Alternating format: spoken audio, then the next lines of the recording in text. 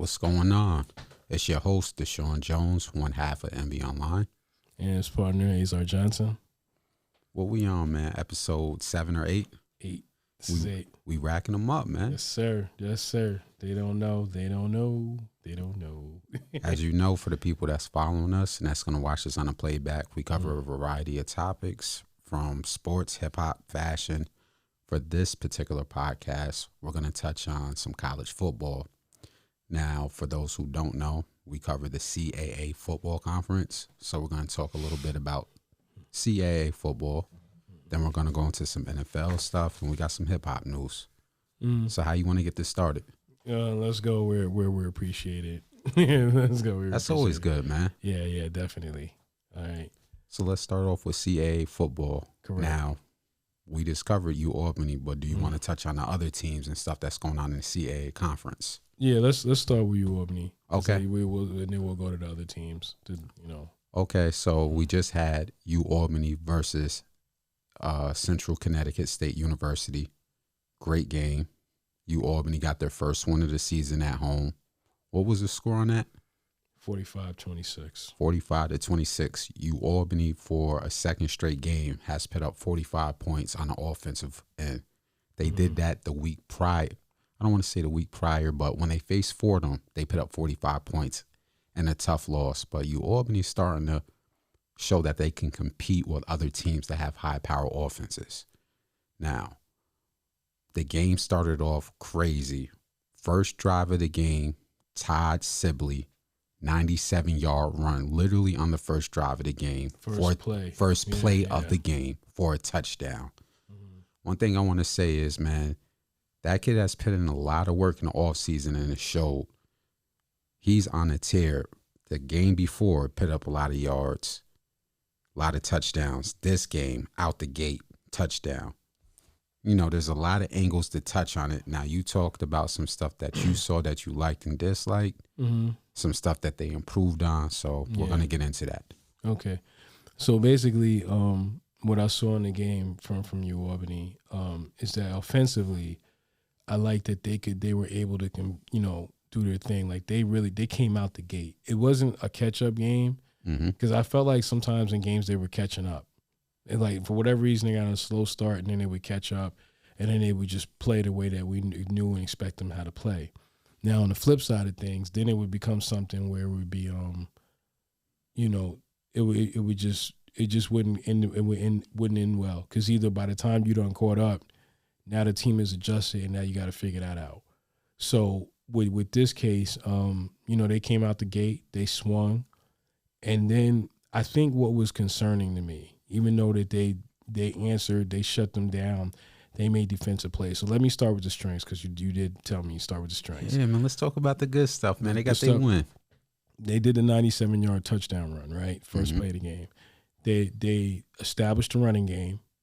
They were able to use their weapons to get downfield and methodically move down the field. Shout out to Julian Hicks and Thomas Greeny. Correct.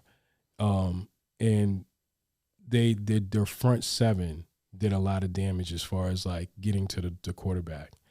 That was the good news. The good news, they did what we expected them to do. Okay. What they're capable of doing. So if they do that and they come out and swing, then like I said, it's one game at a time, and who knows where they can go. Do you want me to keep going, or because I'm about to? We got some more good news, man. We got some more good. Well, Poffenberger.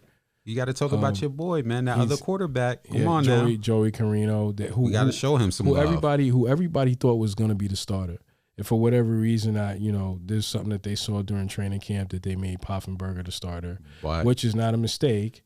But it was Carino came in even on short yardage goal yard situations, and he scored. Put up 2 touchdowns. Twice he ended up getting in the end zone, and that's not easy to do. Now before we go forward, because I know you got a lot to say, and I don't want to interrupt you. No, go ahead. Do you think that works best for you, Albany, now that they got like another quarterback weapon who showed that he can not only score on, I don't want to call that a Wildcat offense, but they got another dynamic weapon there. Now, we saw Stony Brook try that with 2 quarterbacks, and how did that work out? Well, their score is 51-7. So Now no. we saw Albany do that, and they're gelling. Yeah. Like I didn't see any confusion. That's what I wanted to get to. Yeah. Well, Coach made a good comment in the press conference. He said that Carino, during the quarterback competition, he handled it well when the news was let out that Poffenberger was going to be the starter. So that says a lot about his character. Good maturity. Yeah, and then he comes out in the game and he scores twice in short yardage goal. So that makes him, definitely, just a valuable asset. Come down to young because I don't think he's a senior yet. So I think he'll be there for a while. Okay. You know what I mean? So yeah, he'll be there for a while, and when this is all said and done, he can be doing whatever he's doing, and it's going to work out well, and he'll be a even more threat down the line. Go ahead. I'm sorry. No, that was it on my end. All right. So, on the flip side of things, I think what concerned me about it, and we're talking about everything in this game, what concerned me was when it seemed like Central Connecticut State did what a lot of teams do. They did what they wanted to do at what they can do best. Let me make that clear. So when you ask me that, my whole thing is they kind of effectively and methodically ran down the field. When Sibley went and scored that touchdown, the next drive went for 7 minutes and 33 seconds. That means they methodically moved down the field. They didn't have a deep threat.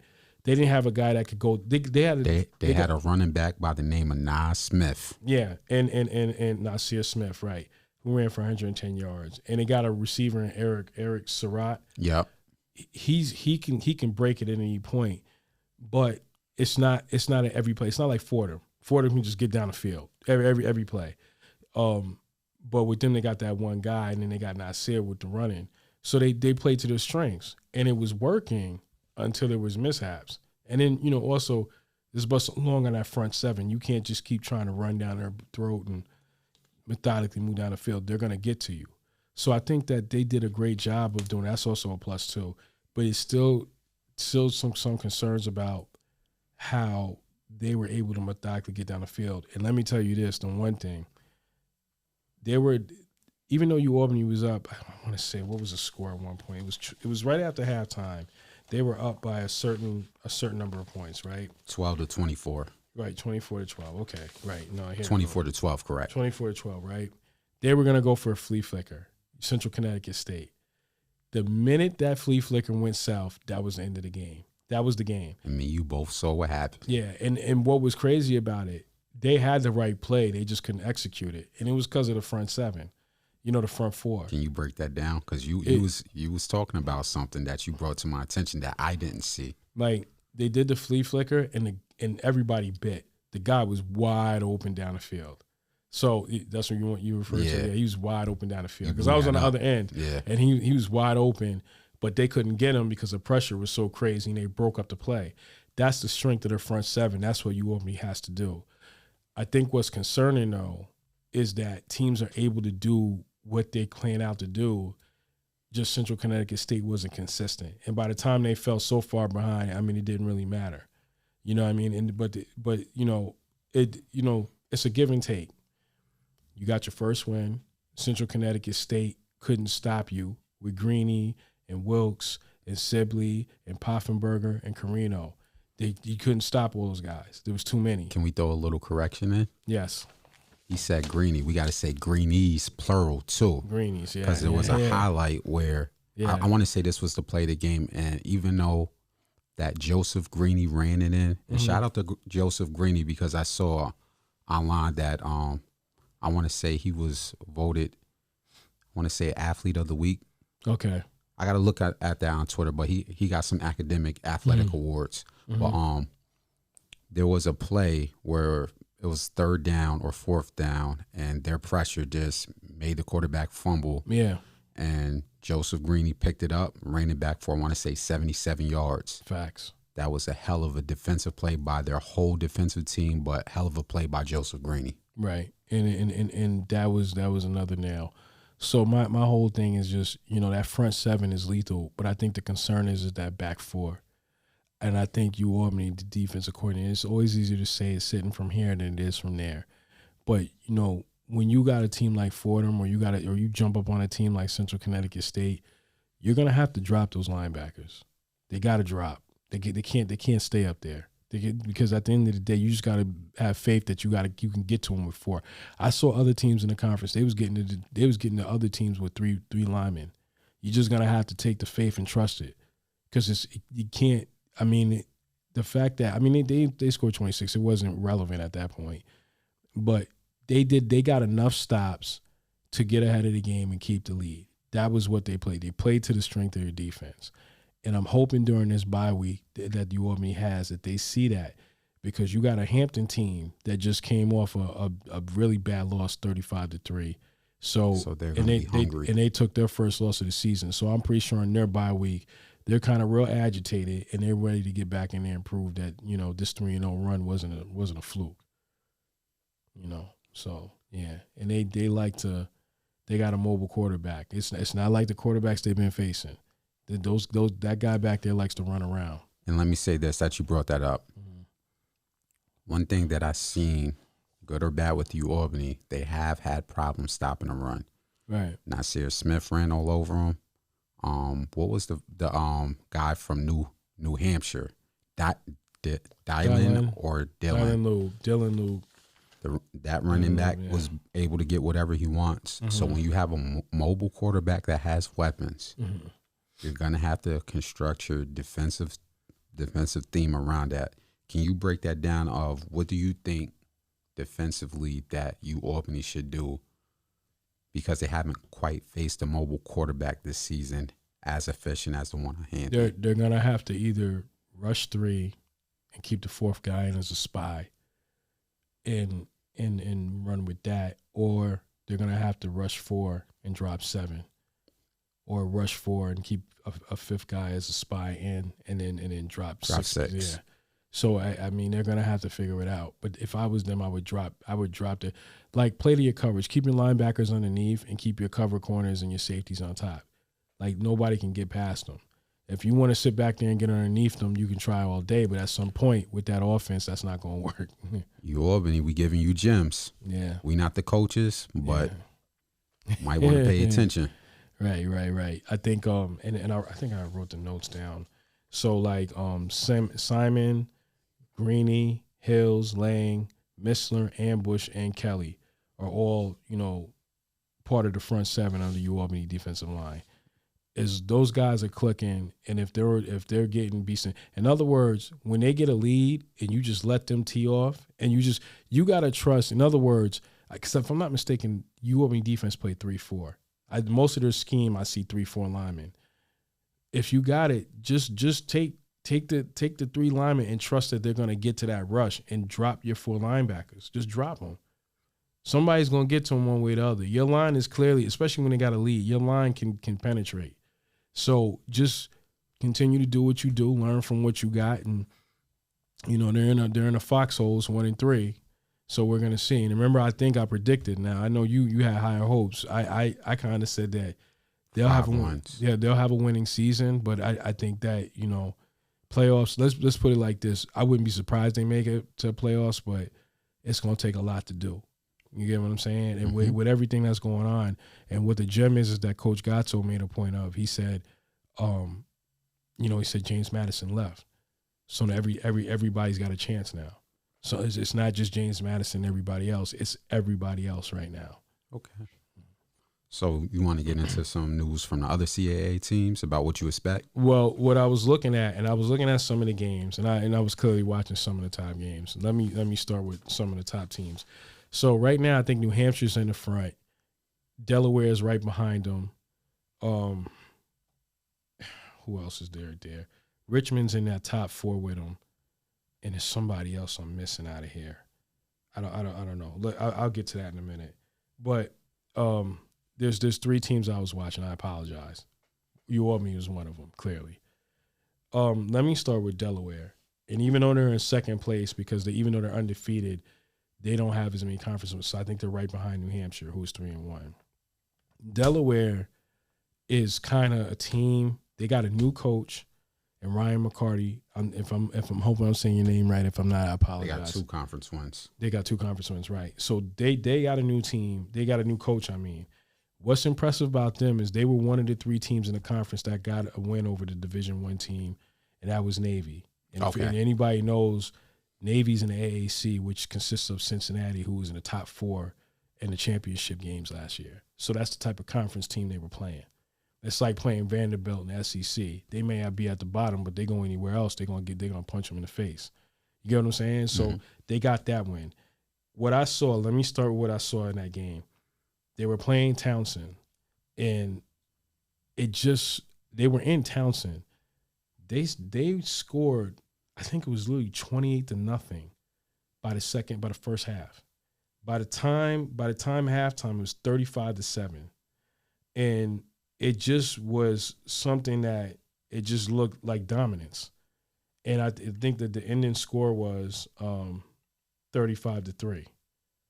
So I'm sorry, not Townsend. I apologize. Hampton. I'm thinking about New Hampshire. New Hampshire played Townsend. Hampton. It ended up being they ended up beating them 35-3. Hampton, why it was an impressive win. Hampton's been 3-0, so they was 3-0 like Delaware. What makes Delaware impressive is that they done beat another undefeated team. Rhode Island was undefeated, and they sent them home with a loss. And they beat Rhode Island in Rhode Island. And, yes, they did beat Delaware. They beat Hampton in their own home. But they sent Hampton home, you know what I'm saying, with a loss, their first loss. So what's impressive about them is what I wanted to talk about. The team's defense, I don't think it gets enough. If you look at it, what I have some stats here, so I'm going to yell some stats. They kept Navy's quarterback to passing for 135 yards, and the leading rusher had 47 yards, and that was it. And then Kasim Hill, who's a known threat, a known weapon in Rhode Island, he only passed for 179 yards passing. He only got 65 yards, and his 2 running backs in the backfield only ran for 40 yards on 12 attempts. That's what they did to Rhode Island. And for Delaware State, they did the same thing, 35-9. The quarterback was only passing for 153 yards. He ran for 11 attempts for 53 yards. And then Hampton, the quarterback, who's very mobile, passed for 94 yards and an interception. The leading rusher had 7 carries for 23 yards. What that tells me is 2 things. They've never given up a 100-yard rusher. They've never given up a 200-yard plus passing game. And to be honest with you, you're a good defense if you keep the quarterback under 300 yards. A quarterback hasn't passed for 200 yards yet in 4 games straight. That's called lockdown defense. That's defense. And it's like before you even score, it's like they gave it to you. I'm going to use a quote from anybody ever watched the show Billions. I'm going to use a quote for the therapist that was talking to the billionaire. She said to Axelrod, he said, well, I won this fight with what was the guy's name? It was another billionaire he was competing with in his hometown. He won in his hometown block. And the therapist said, oh, you won that? Really? You think you won that? Or did he just give you that? Mm-hmm. So it's kind of like the equivalent of what Delaware does sometimes. They do what other people do when they're up on a lead. They kind of let you, come down the field. But even then, they're locking people down. So when you look at scores that's 14-7, 42-21, 35-9, 35-3. I mean, it's just dominance. You want to cue up the Akon song? What was it, Styles P? They got them locked up. Yeah. Another note too. And if you look at it, they have a it's like a theme. They kept Hampton scoreless in the fourth quarter. Was up 28-0. The same thing with Delaware State. They was up 28-3 before they scored in the fourth. And Rhode Island was down by 35-7 by halftime. So that means Rhode Island couldn't score until they got lean out into the fourth quarter. In other words, what I'm saying is... And that's big because we saw Rhode Island. Rhode Island is a dynamic team with many weapons, offensively and defensively. And they're having problems. They were having problems. So that's bad. That's real bad.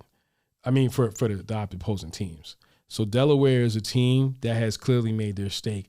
I will say this, and what I think people don't want to admit.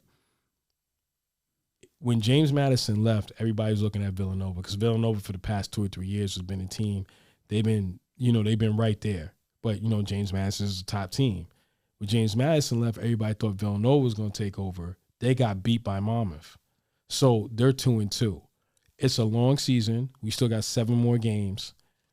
But Delaware is looking like a team that's and it's just crazy because they got a new coach. They wasn't supposed to be doing this. At least it wasn't expected. I'm pretty sure in that locker room they expected, but they wasn't. They have a new coach, but educate me on their team. Do they have a lot of returning players? Because if they built in that culture, I understand that coaching is important. Yes. But if they build in that culture and they got a lot of returning players that are correct juniors, man, that might be already built in, man. Yeah. So salute to Delaware for that. They do. So the other team I want to mention too is New Hampshire. Okay. And I just want to mention we're just gonna go with their game because we saw they just recently came off a loss with North Carolina Central, which shouts out to them because they came in and they went up to New Hampshire, a HBCU meek conference team. They went up to New Hampshire and they beat them, and they beat them very decisively. And the thing about New Hampshire, what impresses me, and with Santos, first of all, he started off the game with an onside kick and got it. They started the game with an onside kick. That means they wanted to smoke. They came out wanting that smoke. They came in swinging, and I don't know what it is. I saw this when we was covering them for the U-Albany game, and I saw this when they was when I was watching the game for the was it Townsend? Yes, Townsend. Yeah. They come in, and it's like what they gonna do. They can't get deep. North Carolina Central was daring them to go deep. And they because they knew, and I think they got deep once or maybe a few times, but see, North Carolina Central knew you can't keep this up. You can't keep this up. So anyway, long story short, they go in there and they start beating up on them. I think Dylan Lobe, I don't know if I'm saying his name right. I swear I got it. I just keep it to Dylan. Okay, Dylan. He ran for 23 attempts for 114 yards. He ran a punt back for a touchdown. And once again, New Hampshire keeps having this thing too. They're 3-1, right? You know what impressed me? They were up by the end of the third quarter. They were up 31-7. So even though they what was this, the final score? I think it was 37-14. That means they scored at the end of the third quarter. Townsend did, right? They never scored again in the whole fourth quarter. 31-7. Their defense, even though I'm pretty sure on a national level, they don't all jump out. You can't get deep on them. You seem to. I don't see too many people running for 100 yards on them. But they just know they just know how to play defense. They once again, and what I'm noticing is a trend. The teams that are playing defense, they slowly start to build leads. Delaware slowly built the lead. I mean, they scored a lot, but they were building the lead. It's the same thing with New Hampshire. They built the lead. So, they kept building a lead, and before you know it, it's like, and even with the way they run their offense, it's methodical. They chip away. They take deep threats when they think there's opportunity, and before you know it, they down the field. They could start at the 20-yard line, and when you look up about 5 minutes later, they're like down there by the 35-yard line. Then they're down there by the red zone, and then they're scoring a touchdown. And you're like, what the hell is this? That's what you allude to when you say methodically moving down the field. Yeah, they just keep pushing. They keep running, and they're doing it on all phases of the game. So, they didn't have an answer. They went away and then went into another person's stadium and won the game. I think what was impressive is that they bounced back after the loss to North Carolina Central, because I think last year they started 3-0 and then they lost 8 straight. I don't think with Santos that's going to happen. That's the way this guy is coming in. He's coming in with an energy that's pumped and ready, and like we are ready to fight. You get what I'm saying? So, I think that New Hampshire is gonna, they're gonna do what they're gonna do, and they're going to be one of those teams at the end, too, I think, because it's going to be hard to go up there and beat them. You don't want to be up there in December trying to fight. Let me say one more Mount Bermencho, and I'm going to say, and this ain't really good news. I'm not trying to get nobody in trouble. Richmond played and they're 3-1. And they played Stony Brook. They beat them 51-7. It is starting to look bad in Stony Brook. I don't know what. I know they lost their quarterback. I know Fiore's trying to figure it out, who he's got. It's bad. When it's 51-7, that's bad. Like what I saw from New Hampshire and what they did, it was bad. But this is just, it's been bad from day one. You get what I'm saying? Mm-hmm. Like you know, Delaware went in there and they was playing an undefeated team in Hampton. They were undefeated. So it wasn't like it was bad. I mean, Hampton just got beat bad, but they had a bad game. It seems like with Stony Brook, it's consistent badness. So, I mean, the last time we went down there, which was opening night, he said, we're going to have to figure it out. I hope you do.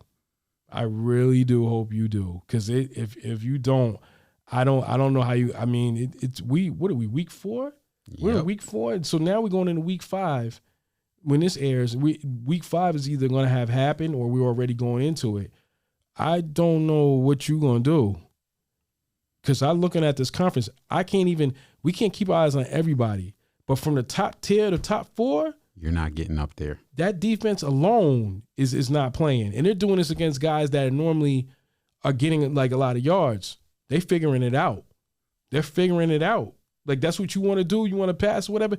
And what makes it, things I keep saying, they say, why are you so impressed with some of these top teams? Because they're beating you down. Like they're up 31-7 and you still can't score. So imagine now you playing a team that ain't that good and you jump on them. It's a world of mess. 51-7. That's ugly. Yeah, that's really bad. So I think that they need to understand like this might be a long season for them. This might. That's all I'm gonna say. The season's not over. It's just gonna be a long one. However they want. It's like Albany's gonna have a long one. They gotta figure out how they're trying to figure it out. Gotta build on top of that win. Yep. So that we'll see. And they said at the end, God's will have that team competing. Can I bring up some awards from the CAA? Yeah, of course. Go ahead. All right, so we got to shout out the student athletes. This is coming directly off the CAA website as a source. 4 CAA football players named semifinalists for a prestigious Campbell Trophy. Main graduate student offensive lineman Michael, I want to say his last name is Grace. New Hampshire senior defensive lineman Nico. Stony Brook graduate offensive lineman Kyle Nunez. And William and Mary senior defensive lineman Carl Flower were amongst 156 semifinalists announced by the National Football Foundation as runners-up for that trophy. So shout out to the student athletes. Shout out to those 4 mainly in the CAA conference. We got any more CAA news? No. Oh, man. Are we jumping over to the NFL now? You want to jump in the NFL? You see what jersey I got on, man. Shout out to Steeler Nation, man. I know it looks bleak, but we going to hang in there for Mike Tomlin. Mm-hmm. Okay. So what we going to talk about first with the NFL? Well, that we're not gonna talk about that. That's political. We'll talk about that with BF. Yeah, we'll talk about that later, right? Yeah. Or did you want to engulf that into the NFL? I thought we was gonna do it on the end. Yeah, we do that at the end. Okay. So with the NFL, I think let's start with the Falcons because I always got to talk about the Falcons. So the Atlanta Falcons got their first win. They. I know, man. It's week 3. We going into week 4. Shout outs to the. So maybe we'll. I mean, next we got the Cleveland Browns with Jacoby Brissett and all of them. We might do you a favor and beat them. So appreciate it. So they can go slip right back down. I was impressed with the way they played. They did overcome a lot of obstacles. They did match Geno Smith. Geno Smith was having issues. But he was having issues playing against other teams. And then he came in there, he put up like 20-something points. And I know they were at home. I think that the Falcons, they did what they needed to do. They played to their strengths. Cordell Patterson, that really helped him. Because the running game with him is crazy. He's got a good running game with Cordell. You got Mariota. You have what's this kid's name? Drake London. You have and then on defense, Grady Jarrett, Richard Grant, Deion Jones, AJ Terrell. They kind of all played, good. They played good enough to win. But like I said, this is a year where I think, we need to be, we're going to be competitive. And I understand it. And I'm going to reiterate it because I think I talked about this last week. I get that they're trying to figure it out. I'm tired of seeing the we're going to figure it out thing. It's a great win, but I keep saying this. I hope this goes somewhere well because down around the corner, and from what I'm seeing, Jameis Winston and the Saints are not invincible. They're not. Maybe when Drew Brees was there, we had problems, but they're not invincible anymore.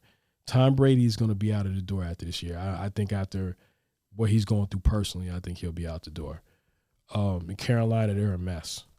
Okay. If you wanted to, I don't know why the owner didn't do it, and I know Russell Wilson's having problems in Denver. Once you tried to go for Deshaun Watson and you didn't get it, it was time to go somewhere else and put all your chips in, and you didn't do it. And I think Russell Wilson would have been the best option. I don't know where this is going, but I don't want to be part of that rebuilding project with the other three teams. I'd rather just get a guy now and get ahead of the other three teams. So you think they should? Well, they can't get Wilson because clearly Denver. Oh yeah, I know Wilson. He's locked in. Yeah, he's locked in. But I think is there somebody out there that you see that you would like Atlanta to go after in the offseason? I think Arthur Smith. I think the coach. I think he's locked in on Mariota, and I think they're going to take Desmond Ridder and develop him while they got Mariota. Hopefully, Mariota could take him to the next level. I think they're trying to see, since they let go of Matt Ryan and they're just going to free up some money, they're trying to see what they can do to build the win now. And I think Mariota gives them the best chance. I think they don't want to rebuild with Ridder. I think they want Ridder to come in already playing like Mahomes does. So I don't know how this is going to work, but like I said, we'll see. I saw that win. That was great. Let's see if you can do it against Cleveland because they got Jacoby Brissett. And Myles Garrett just got an injury. God bless him. He's not dead or not. He's fine. Got in a car accident, correct? Yeah. So, I mean, they'll be without Myles Garrett, and we'll see how this works out. Because I don't know what more else to do. You don't want to be that. You don't want to be that team that looks back and say, oh, well, now they got all these guys. For example, look at Kansas City. When Kansas City got in there, Herbert came, but you knew he wasn't going to be ready to beat Patrick Mahomes, right? You knew who else? Herbert. Denver had all types of QB problems for the past 3 or 4 years. They weren't going to beat Mahomes. In Oakland, Gruden was too busy trying to figure out how to replace Derek Carr. So, Patrick Mahomes was dominating that conference, and they made it to 2 Super Bowls because they were prepped and ready to be the top team. That's what Atlanta has to have the mindset. They need to be ready to be the top team because let me say this in a conference, not to cut you off, they're gonna figure it out. Okay, that's what I was getting at. To make a comparison, the AFC North, right? I mean, it seems like they're all figuring it out because the minute Cleveland, like I keep saying this, I'm not mad at what the Haslams did with the guaranteed money. I'm glad they did that. You know why? Because they showed that they were all in. They saw that Baltimore has Lamar Jackson. Can we touch on that just briefly? Yeah. I don't want to audible because I know you're going somewhere. Mm-hmm. Thank you for bringing that up. Yeah. We're going to touch on this just for 2 minutes. Mm-hmm. Yeah. What Lamar Jackson is doing is he's upping that price tag. In the words of Fat Joe, yesterday's price is not today's price. Yeah. Shannon Sharp made an interesting comment, and it was right on with him and Skip on the show Undisputed. Mm-hmm. He said he went to your point. Mm-hmm. You should have bit the bullet in the offseason because you would have got away with the 250, 180 million guaranteed. What he's doing right now, he's upping it to 280, 300 million, and you're probably going to have to go 220 guaranteed. Yeah. So you weren't all in the offseason because you wanted to play around as owners. And I hope this brother stays healthy because if he does what he's doing, he's upping that price. And what do you think about that? You think he's going to get that money if he stays healthy? Yeah. Yeah. They're going to have to. And this is where I'm going to go with it. And it was going to my point. So they figured it out. So the AFC North is starting to become like the AFC West. They got tired of seeing Kansas City. So the Raiders, with Derek Carr, they brought in weapons. I don't know what. That's another thing we'll talk about in a minute. The Raiders had Derek Carr, right? They said, we're going to get you weapons. We're going to go get you Devontae Adams. We are going to get you the guy so that you can be just as competitive as with Mahomes. Because, in games, he's been competitive. Him and Mahomes done went back and forth, too. Justin Herbert, they went out and got defensive pieces. So the AFC North did the same thing. They said, yo, this kid ain't going nowhere. Baltimore's not going to get rid of Lamar Jackson. They're not going to let him walk out the door. Please. So they say, we got to get this kid now. What is he, 26 years old? Yeah, this kid, we got to do something. So Cleveland said, we are all in. We're going to get Deshaun Watson. Cincinnati, well, we got Burrow, and he made it Super Bowl, and this kid ain't going nowhere either. And then you got Pittsburgh. What I think was interesting with Pittsburgh. Start Pickett. Start Pickett. Start Pickett. We ain't gonna say Pickett. Start Pickett. Start Pickett. I'm ringing the alarm. We ain't gonna say Start Pickett. We ain't gonna say the name of who said what they said when we saw somebody Saturday. Mm-hmm. They was like, what's the saying? If you want to win it, put in Pickett. If you want to win it, put in Pickett. You see, still a nation, stand up, man. Yeah. If you want to win it, put in Pickett. I'm not going to say who said it, but somebody said that to us. The interesting thing with Pittsburgh, they had two options.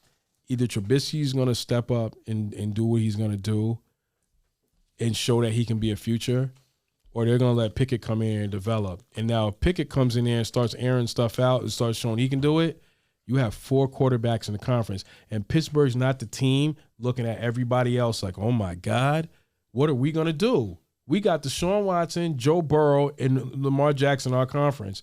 We got to do something. Thank you. So they cannot stick. We cannot. Let me say this because this is not a Pittsburgh Steelers talk, but go ahead. Ran straight into, and as you see, I got the Steelers jersey on. Been a Steelers fan since before Stewart was the quarterback. You do not want to be in a situation where Mike Tomlin has been a 500 coach for how long? His entire season. Over 500, yeah. He's been over 500. You're not trying to see 6 and 9 this year. Mm-hmm. And that's what you're looking at with Trubisky. And I know people saying Pickett's a rookie and he needs time to develop. Yeah. What do you have to lose right now? Do you really want to see a 9-6 season with you not even making a wild card? Yeah. No. See what you got, kind of like what you Albany, where they threw in the 2 quarterbacks. See what you got. Win or lose. Mm-hmm. Can we develop this kid? Does he come airing it out? Does he put pressure on Trubisky, saying, hey, I'm going to step in. You're going to have to fight for the starting job. But I'm going to let you go ahead. No. So it's a good point.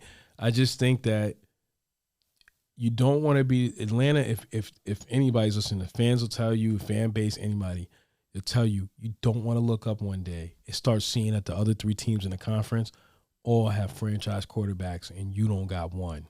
You the team just standing there looking around like, I think we're going to have to rebuild and pick a guy. Because I'm telling you, who's feeling the pressure of that? Well, not yet. No, not yet. Let me take that back. Let's just say this. There's certain teams in certain conferences that's not feeling that pressure. But the AFC North, in that conference that your team is in, and the AFC West, they can't afford to just have a guy. They can't. And Pittsburgh knows that. That's why I think they drafted Pickett. If Trubisky doesn't seem like he can be the guy that can keep them competitive, then they're going to the first 2 games. You saw how much we were struggling. But maybe he just got there, man. He just got there. It's his first year. It's his first year in the league, or no? Russell Wilson is struggling. I mean, they're 2-1, but that ain't the point. Russell Wilson also got a ring, so it's not a comparison. He actually should have 2 rings, but we won't go there. Pete Carroll, oh boy. So yeah, I think the one thing though I do want to talk about, if you mind, go ahead. The 2 surprising teams, and let me make this clear. I've been saying this from day one. And I've been saying this from day one. And this is why I keep saying don't give up on Trubisky yet. Or when you do go to Pickett, you can't go back. Stop trying to replace every quarterback you get. Okay. If the quarterback is what he is, you get him and you stick by him. Prime example, Daniel Jones. Okay? For some reason, the Giants are 2-1. And they're 2-1. They got more wins than the Falcons. I know that. There's some teams that's 0-3. Okay. If you like just the Raiders. Yeah. Shout out to the Raiders. Who got all that talent. Yeah.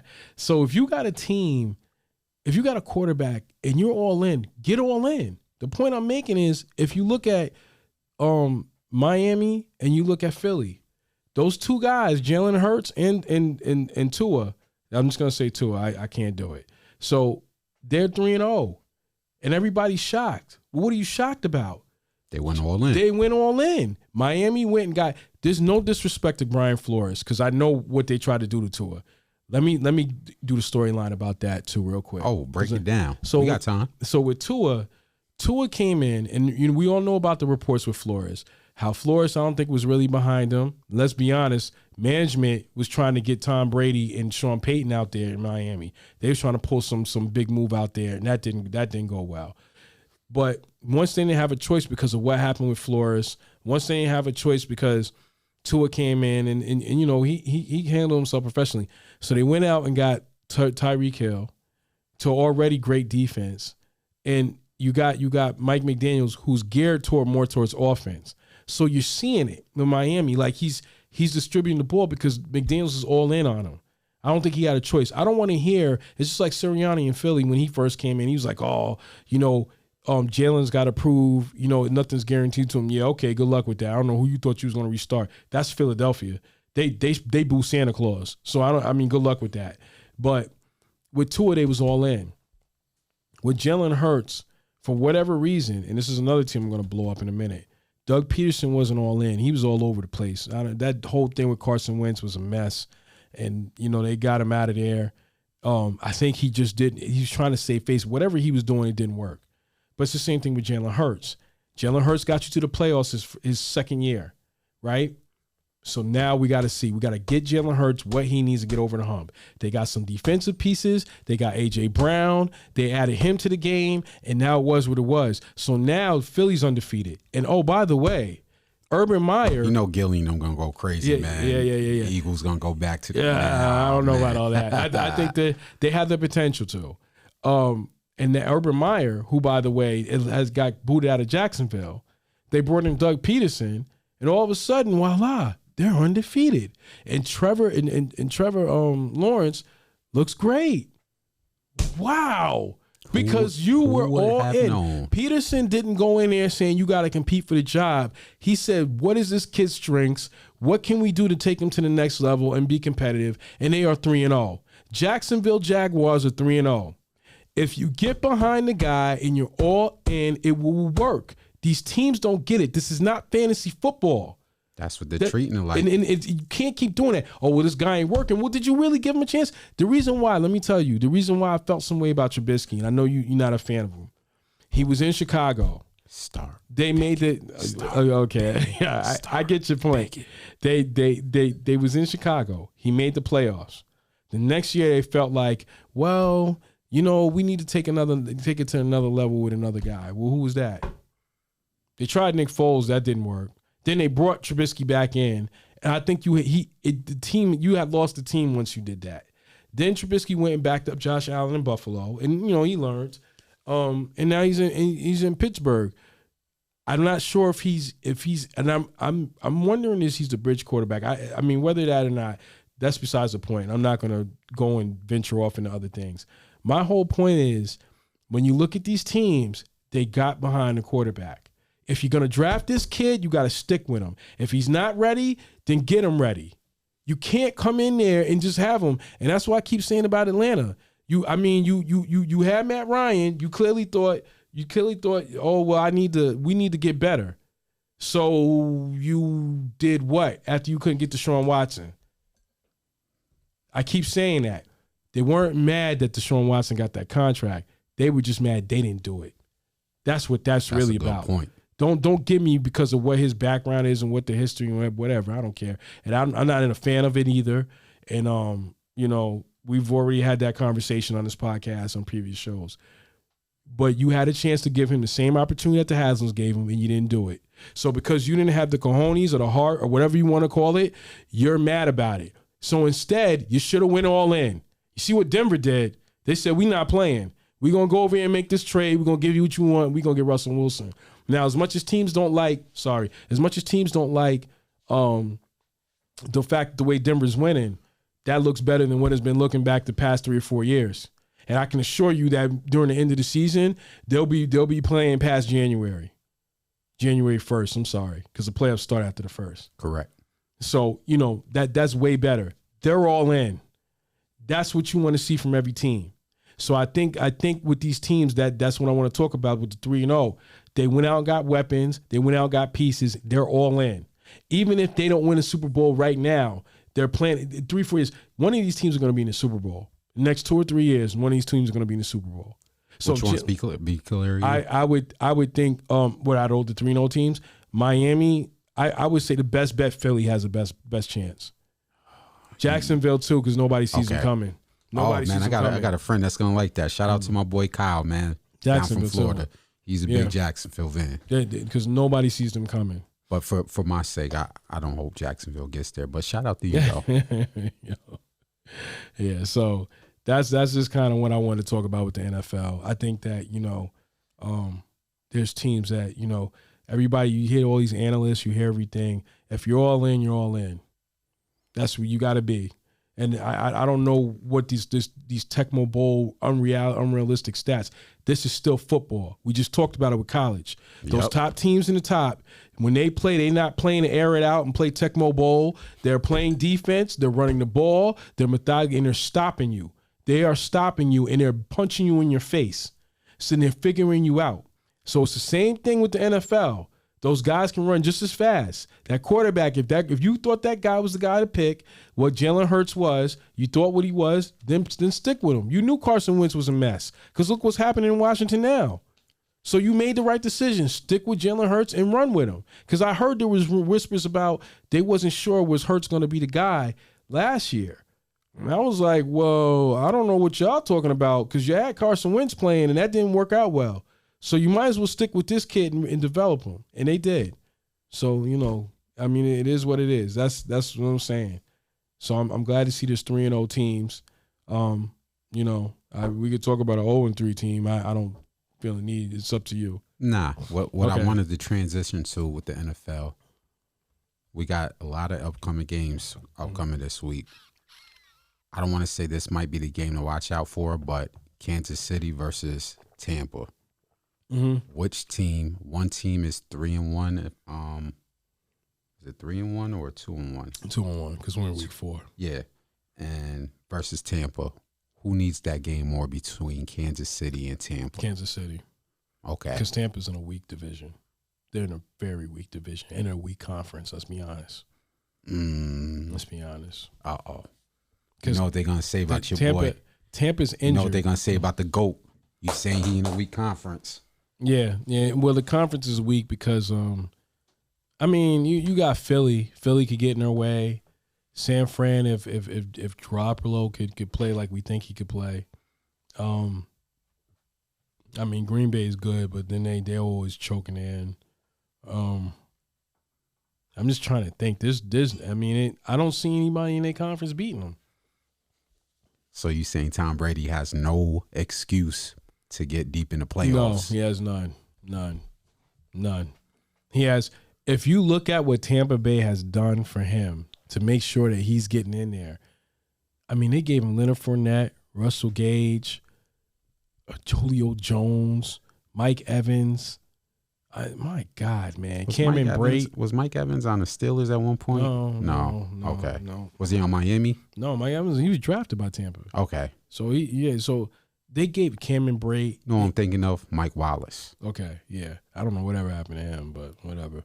All those guys, they gave him all those weapons. And the defense, which Todd Bowles always does a great job, is top tier. So I don't know, Kansas City needs that game more because Kansas City's looking at a conference with just in their division alone. Hey, I know Oakland. Oakland.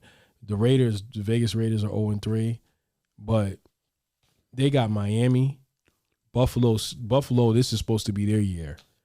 You still got the AFC North, and you still got 3 other quarterbacks in your conference. And the only reason why I'm rooting for Buffalo is because they're from upstate New York. That's the second team we're gonna root for Buffalo, man. Right. But go ahead. So I think that when you look at it, they're gonna have to figure it out. You know what I'm saying? Like it's just what's gonna be. I think Kansas City, and they will.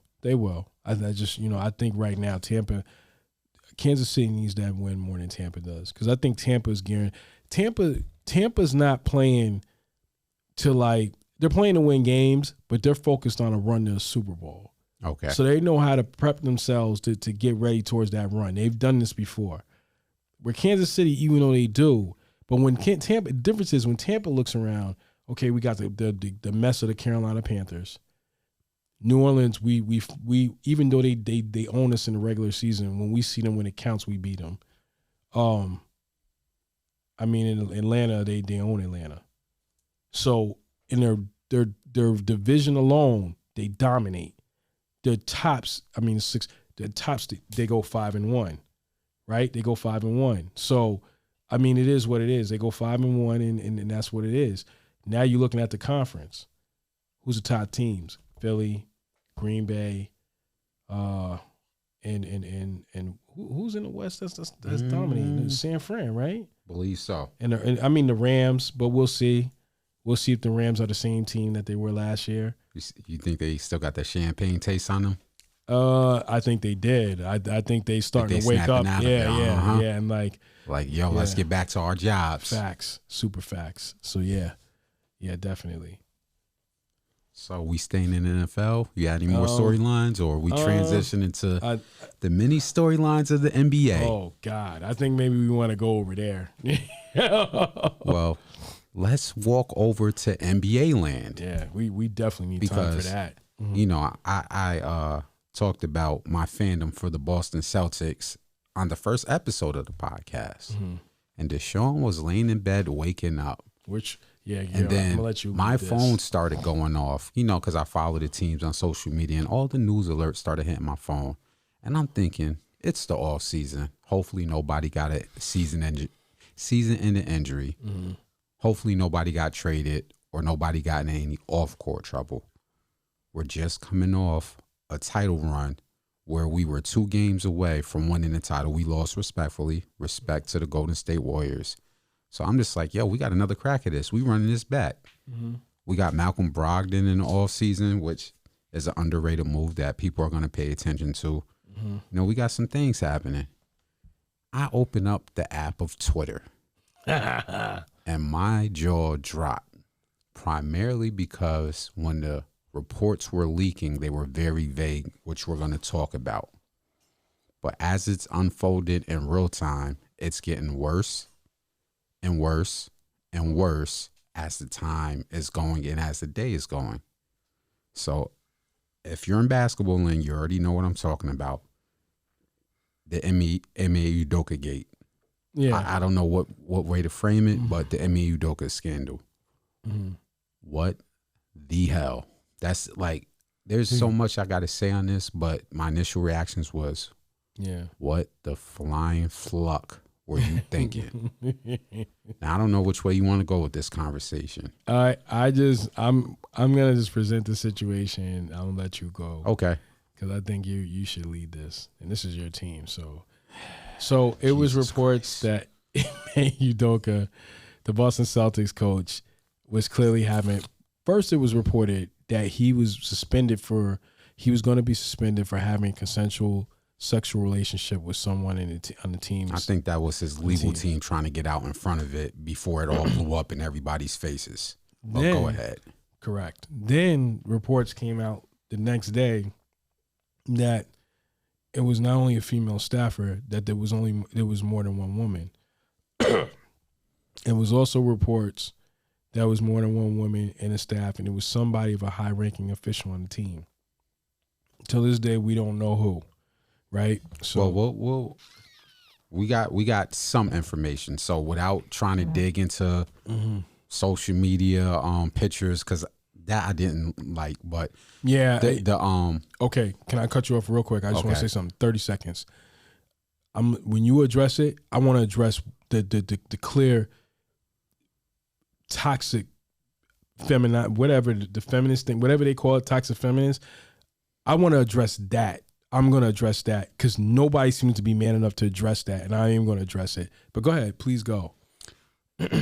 So, with the reports that we did get when it finally came out, I want to say from TMZ, one of the persons allegedly was somebody that was doing the travel planning for Ime Udoka. I don't know if it was a Celtics that was doing the travel planning for the Celtics in general, but basically doing the travel plans. And what made it so dirty, we call this dirty magging. This was such dirty macking. Mm-hmm. The person allegedly was also doing the planning for Nia Long, his fiance. Mm-hmm. The second person that we know of, and I'll say allegedly for legal reasons, was the VP of Finance wife, allegedly. Mm-hmm. This is what we're getting from the internet, and I have to say allegedly just in case there's some discrepancy in that legally. Mm-hmm. And again, I go back to my initial thoughts. What in the flying fluck were you thinking? Yeah. Coming off a title run. Just in general, forget the title run, just in general, what were you thinking? There's, like I said, there's many ways we can go with this conversation, but I'm going to let you interject and give you. Okay. Do you want me? Let me just start somewhere, and you'll navigate. You always direct me in the right direction, so I'll just start here. So, first of all, the first layer of what I want to address is really with Ime Udoka, and let me say this, and I've been around teams, whether it's a WNBA team, whether it's a college team. This goes on all the time. This is nothing new. Let me make that very clear.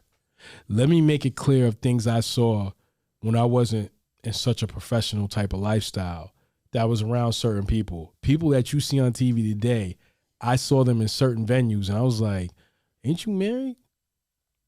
So what I'm saying to you is, that's one. Two, it's two things I want to say. This should have never got out. I don't know why this is even out.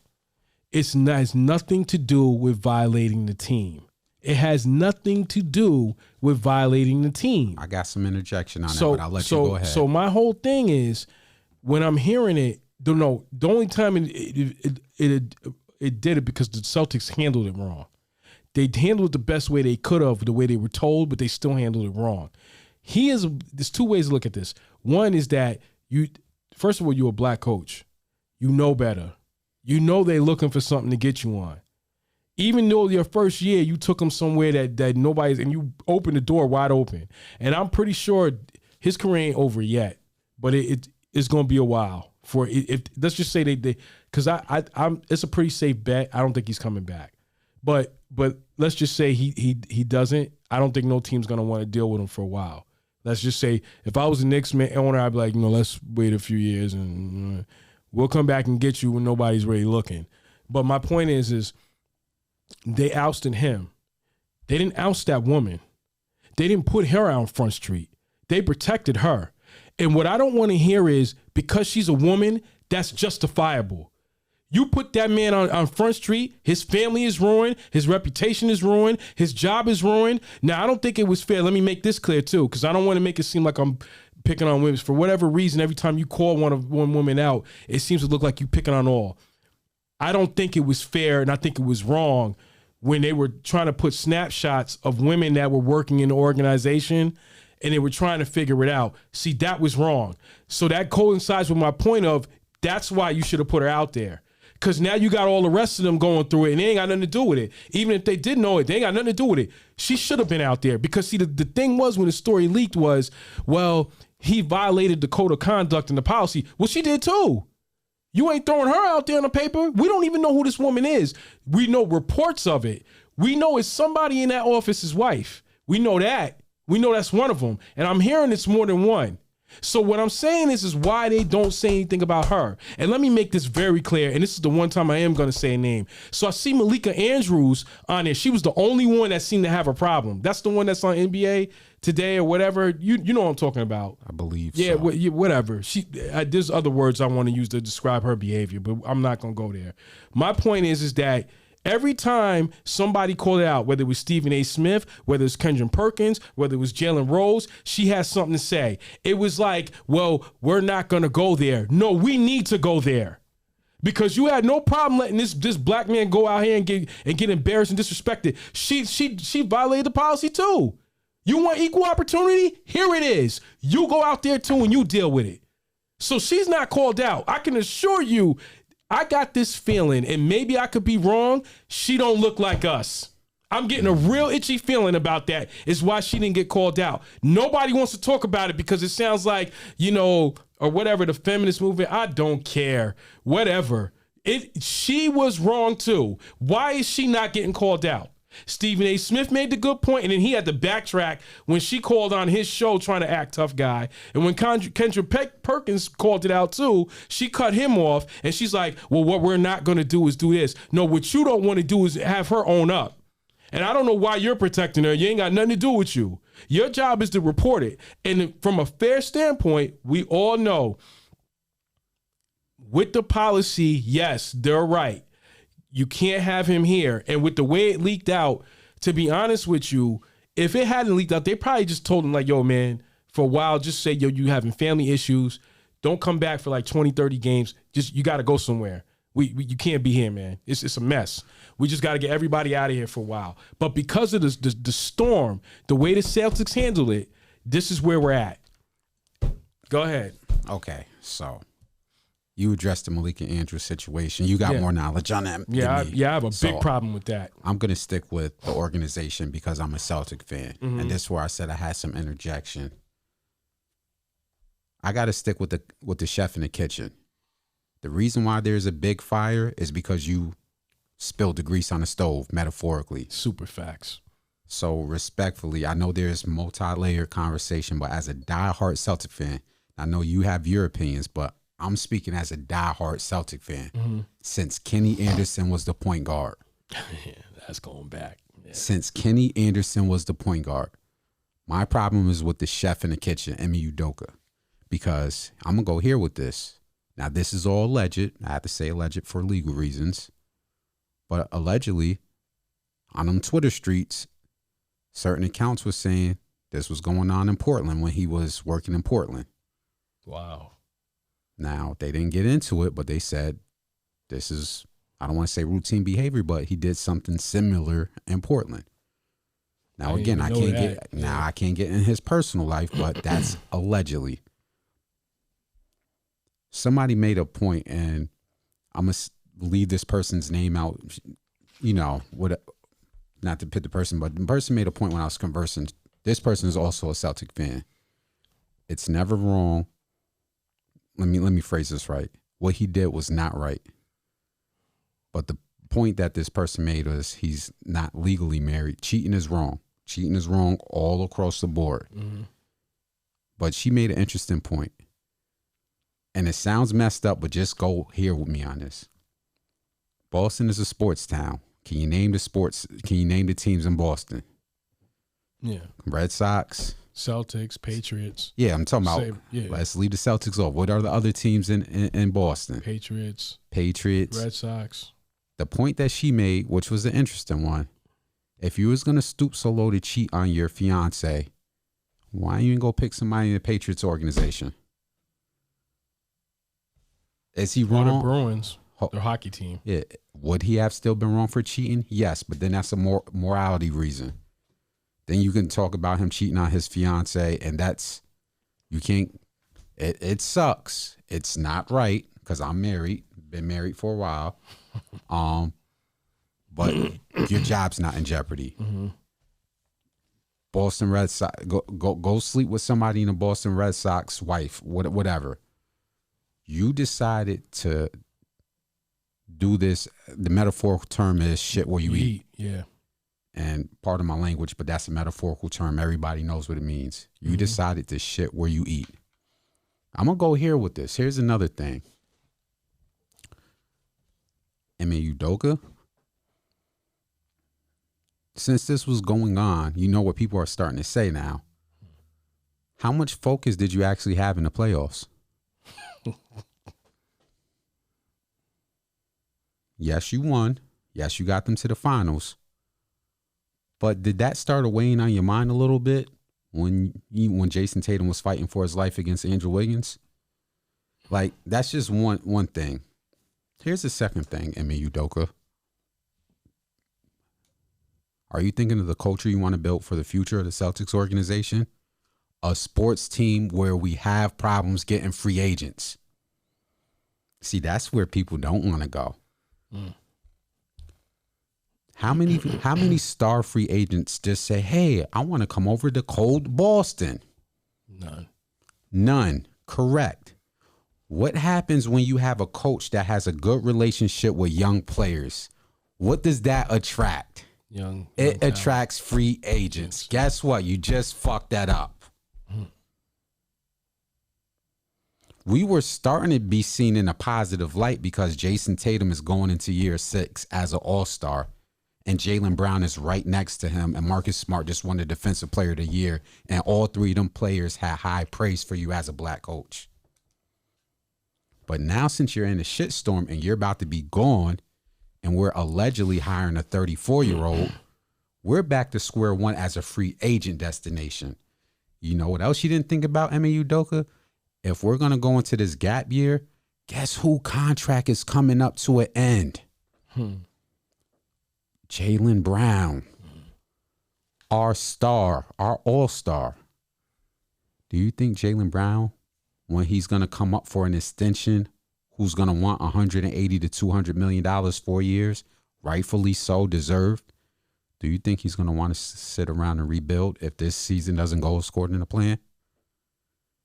Because if I was 25 going on 26 and our coach went through this shit show and we have to rebuild all over again, I will be looking at Dallas. I will be looking at Atlanta, where I'm from, because he's from Atlanta. There's a few teams I'll be looking at like, you know what, maybe I need to go over here because it's Boston. So again, my problem, I understand there's people looking at the media coordinators and other things. I'm stuck on the cook in the kitchen. Way to fumble a fucking 3-1 lead with this organization.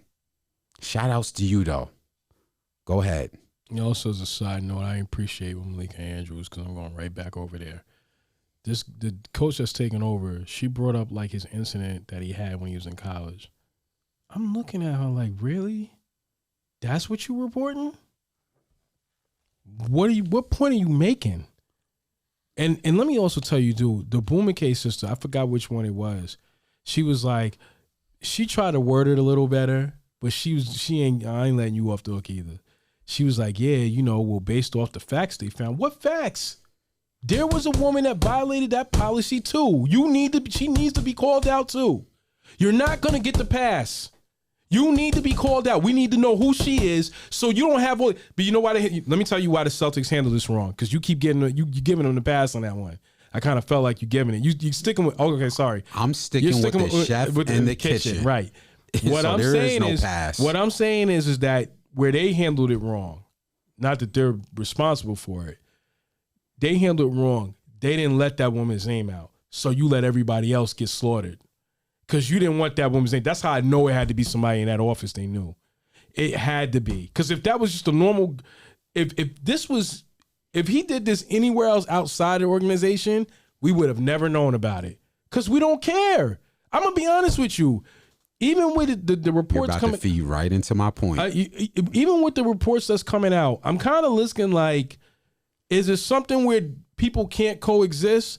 Because to be honest, if it's somebody in the office, then they need to stay they behind up in the office. And I don't think they need to be at the games. Like, it has to be like that. If you can't, like, let's just be real, man. Like it has to be something else to this that they're not letting out. And it's going to come out. It's going to come out one way, whether they want it to or not. I know the Celtics have, from the way it was explained at that press conference, let me tell you what's bothering me too, that I know they're hiding something. The general manager came out. I got Brad Stevens got out there. That was expected. The owner came out there. What the hell are you doing out there? Why are you out here? Because there's something you don't want us to know. And it's something that you had to get on top of it, because not only is it somebody in the office that you know, it's they wife, allegedly, and it's a riff. There's a riff coming. So somebody had to get paid. Allegedly somebody had to get paid to shut up, and somebody has to go away for a while. And the only reason, I think, because there's something else they don't want us to know. But for it to be consensual and for it to be, with all the proof and evidence that they did, no. Don't sit up there on the podium and be like, I'm really upset that the women were on Twitter and social media being blasted. That's because you kept your mouth shut. You ain't throw her out there like you threw Ime out there. Throw her out there. And then you can save the rest of these women from going through that. I didn't agree with what they did neither, but what did you think was going to happen? Don't play stupid. That's the one thing. So when you got the corporate media that wants to portray like, well, they were protecting women the best way they could. No, they didn't. They were saving their own ass. And for whatever they did, they were protecting them from the situation and protecting the situation. And they threw those women up under the bus. That's what that was. They were not protecting one female when they did it. They knew that was going on. Somebody had to have known. We've all been through this in situations, in corporations that we've worked in. We done seen some goofy stuff. I done seen something goofy, and I just looked the other way. It ain't got nothing to do with me. That ain't my business. As a grown man. And let me say this, if I don't get to talk more about this. I'm going to tell you athletes, and I'm going to tell especially you young black and brown men, keep your mind off these women and stick to your craft. Stop dealing with it. We have had examples, multiple, of what can happen. Look at what they're doing to Ime. And I can assure you, and I don't care how this comes across, if they looked like Ime, they would have been out there on the camera. So I know it don't look like us, whoever that woman is. I don't care what it is. And I don't care who takes it personal. Whatever. Don't care. So it's the same thing with Deshaun Watson. You got in some mess with a woman, and look what happened. Keep your mind off these women. I'm telling you, you are a target. You athletes are forget the fact that they're trying to rob us anyway. And we'll talk about that because we got something coming in at the end of the show about that. They're trying to get us in the streets anyway. Our own people. In those corporations, and I don't care how you look at the Celtics, in any sports team, it's a corporation. And they look at you the same way they look at you when you're working a 9-to-5, when you're working at a low-level job or whatever you want to call it. And it's not even a low-level job. Any way you got to feed your family, it ain't no low-level job. It's a job to feed your family. But whatever levels that they think, they looking at you the same way. And Ime, being at the age he's at, he knows better. So I 1,000% agree with you. But on the flip side of it, you know better too. And they playing stupid. And the media has let them off the hook. And I'm talking about those clowns there's a few clowns at ESPN that did it. And I'm excluding Stephen A. Smith and Molly because they didn't do it. It wasn't them. But we know who I'm talking about. And I'm talking about, and not a Fox. But specifically, there were certain people that try to let it off the hook. And then this new coach that comes in, they talk about his past from something he did in college. You got to be kidding me. I could tell you now, and I'm not going to ever say no names because that's not who I am. There's people on TV that you would be shocked what I saw of them and the way they acted in school. Some when I went to high school with, some went to college, and you would never think that they were who they were. And that is the most unprofessional thing you could do. So that person, you're a clown. And that's me being nice saying it. So I want this to be out. The media dropped the ball on this because that woman ain't innocent neither. And they ain't letting that out. I don't want to hear about her about it. There's something else she must. I'm telling you, I've been in this game too long. There's something that she must got something. She must got something on them that's like, yo, if you put me out there, I'm gonna let something else out.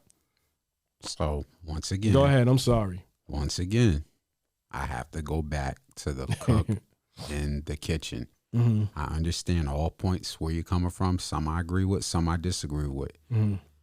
The point that I'm going to keep making on this topic before we transition off of it. Mm-hmm. If Ime Udoka doesn't do what he does in the Boston arena, mm-hmm. none of this matters. Facts. Outside, let me preface this. Mm-hmm. If it's a non-consensual or a SA, which you know what that abbreviation is for, mm-hmm. case. Now, I work in corporate America for my 9-to-5. I know the policies. If you work in corporate America, if you work in any job, hell, even when I used to be a janitor at a hospital, they tell you this for a reason. And I didn't understand it because I actually dated somebody on the job at the age of 19 or 20. HR doesn't want to deal with, see, this is where I'm going to go with it. Facts. HR doesn't want to deal with the backlash, even if it is consensual. Yep. So I had a little situation at 20 where I was a janitor at a hospital in upstate New York. And I dealt with, for a year, a person that was, what's it called, food service. I dealt with a woman in food service. Their relationship ended bad, and it ended bad at the job. Now, we're young kids. We're 20. When it ended bad, it spilled over into the cafeteria with us arguing. I had to leave the building.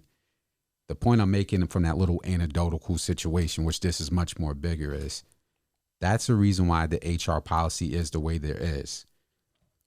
HR doesn't want to deal with any domestic situation. Yep. HR doesn't want to deal with any lawsuits. Now, let's go here on a larger scale with a sports corporation like Boston that's worth billions of dollars and has the spotlight on them.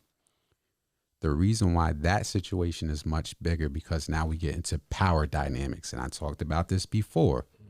There is a power dynamic. You cannot be the head coach of $1 billion organization fraternizing or having any type of sex, whether you think it's consensual, with somebody within the organization that is underneath you. And power dynamic, because now it looks like you're using your title as a coach to influence her, whether you can deem it consensual or not. I know people don't want to hear that. That's called a power dynamic in corporate America. Let me give you an example that everybody knows because they throw this out there when you get hired. It's about the upper manager targeting his targeting his assistant to get her a raise. If you ever been hired in corporate America, then you done seen this when you get hired, when they show you the video. You see managers sitting up here telling their assistants or people up under them, hey, if you go out with me, I'll give you that promotion. And if you don't go out with me, then, you might lose your job. That's what the Celtic organization allegedly is dealing with. You have a head coach in a powerful position fraternizing. And from the reports, now this is all allegedly, this is internet hearsay, but it was multiple people. Allegedly, somebody may have allegedly got pregnant. Like, it was just too much. So when you're saying there's something that you're missing in the story, there's something might be that somebody may have got pregnant. And in return, they're like, yo, X, Y, and Z. The other thing was, like I said, with the HR situation that they don't want to deal with, allegedly one of the persons didn't want to deal with him no more. And then there was some text messages that was leaked. Now, that's the other part of the situation that I don't know if you saw or not. So now you're already not supposed to be doing it, but now they got screen recordings or text messages that leaked about you making advances. So here comes the power dynamic. You're already not supposed to be doing this in corporate America. Now a person wants you away, and now there's some form of alleged text messages. Also, the Celtics hired a private investigator. This is where I think I understand you saying they handled it wrong with the media, but legally, they hired some investigators, and when the investigators gave them their reports, they said, here you go. I'm your $1 million lawyers. Here goes your evidence. This is what you can do. If you do it this way, X, Y, Z is going to happen. If you don't do it this way, you're leaving yourself open for a multi-million-dollar lawsuit. So I know it looks like they're playing it safe on their end, which I'm not going to argue with you on. But from a legal perspective, the reason why I kept saying I'm focusing on the cook in the kitchen is because you left yourself open and you left the organization open for legal ramifications. That's what people aren't understanding. Yes, we know that other people have doing it. We're going to talk about the Phoenix Suns. Trust me, there's a whole bunch of ownership that we can go a mile long. I remember even you as a Knicks fan Who can we say as a Knicks fan? He looks like us. Mm-hmm. Come on. Right. Isaiah Thompson. Isaiah Thomas. Trust me, there's the lists are miles long. Mm-hmm. I'm saying with this specific situation with Ime Udoka, the reason why he's getting lit on fire right now, metaphorically, from a legal perspective, mm-hmm. Boston cannot, from what we heard, how can I frame this? From the precautions that they took from hiring the law firm to do the private investigation, mm-hmm. they had to somewhat, I hate to say this because this is going to sound bad. Mm-hmm. They threw them they threw him out there to the wolves because mm-hmm. they knew what was coming back to him. Yeah.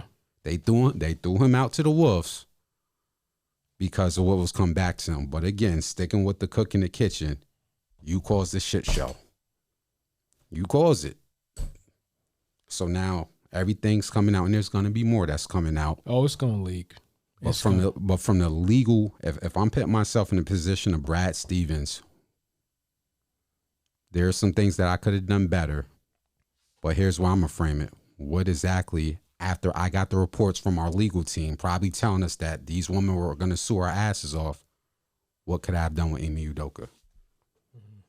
If I'm Brad Stevens and you guys are the media, what was I supposed to do with Brad? What was I supposed to do with Ime after our private investigators gave us all this information of what they found over the last 6 months? Mm-hmm. You burned the house down, man. Congratulations. We left you in the house by yourself. You had the grease on. You had the grease on the stove with the. You had the grease on the stove with the food. You walked away from the kitchen. You let the grease spill over. The kitchen caught on fire, and you was in the back doing what you was doing. The whole house in flames, and you just sitting there in the back, getting your Dougie Fresh on. Yeah. Oh, yo, if you're a hip hop kid, you know what that means. You know what I mean when I. Yeah, dude. Yeah. Dougie Fresh and the Get Fresh crew, with the man. one leg up, man. With the one leg up, paid in full reference. Yeah. You let the kitchen catch on fire. Yeah. This is why I'm sticking with the cook in the kitchen. I know people want to look left, people want to look right, but I'm looking at the cook in the kitchen. Ime Udoka. You left the grease on hot, walked away from the stove, went back and got your Dougie Fresh on. Whole house in flames, man. So if I was Brad Stevens, what more could I have done for you? What more could I have done? Go ahead. And I just want to say it's a new day. It is, man. And I don't want to make it seem like because I'm just mad that he's the only one that got put out. And a lot of people, you know what? There was a report at that press conference, and they had asked. It was like, "Yo, is the woman still with the organization?" And he's like, "Yeah." And, I could kind of tell the reporter was like listening, like, I know she ain't going to be over here. After all what you done put out here, you going to leave her over here? So my whole thing is, but anyway, the point I'm making is, and I think Skip and Shannon related to this. They say, yo, it's a new day. But this goes on all the time. I've seen this go on all the time. It's just now it's a new day. You can't. It just can't. Just stay out of it, man. Don't go over there. You know what I'm saying? If it's what happened reportedly, then he, like I said, he has to go. To be honest with you, he has to go. What I was saying. I can't defend that part. If I'm Brad Stevens, if I'm upper management, what would you guys have liked to see me do with Ime Udoka? But see, that's the thing. Why are they suspending him for a year? Just let him go. Because there's something in his contract. Do you want to let him go the right way, or do you want to eat up $20 million? Because if I'm him and you're firing me, and my contract's guaranteed, I don't know what his contract, 10, 8, I don't know, whatever the number is. Yeah.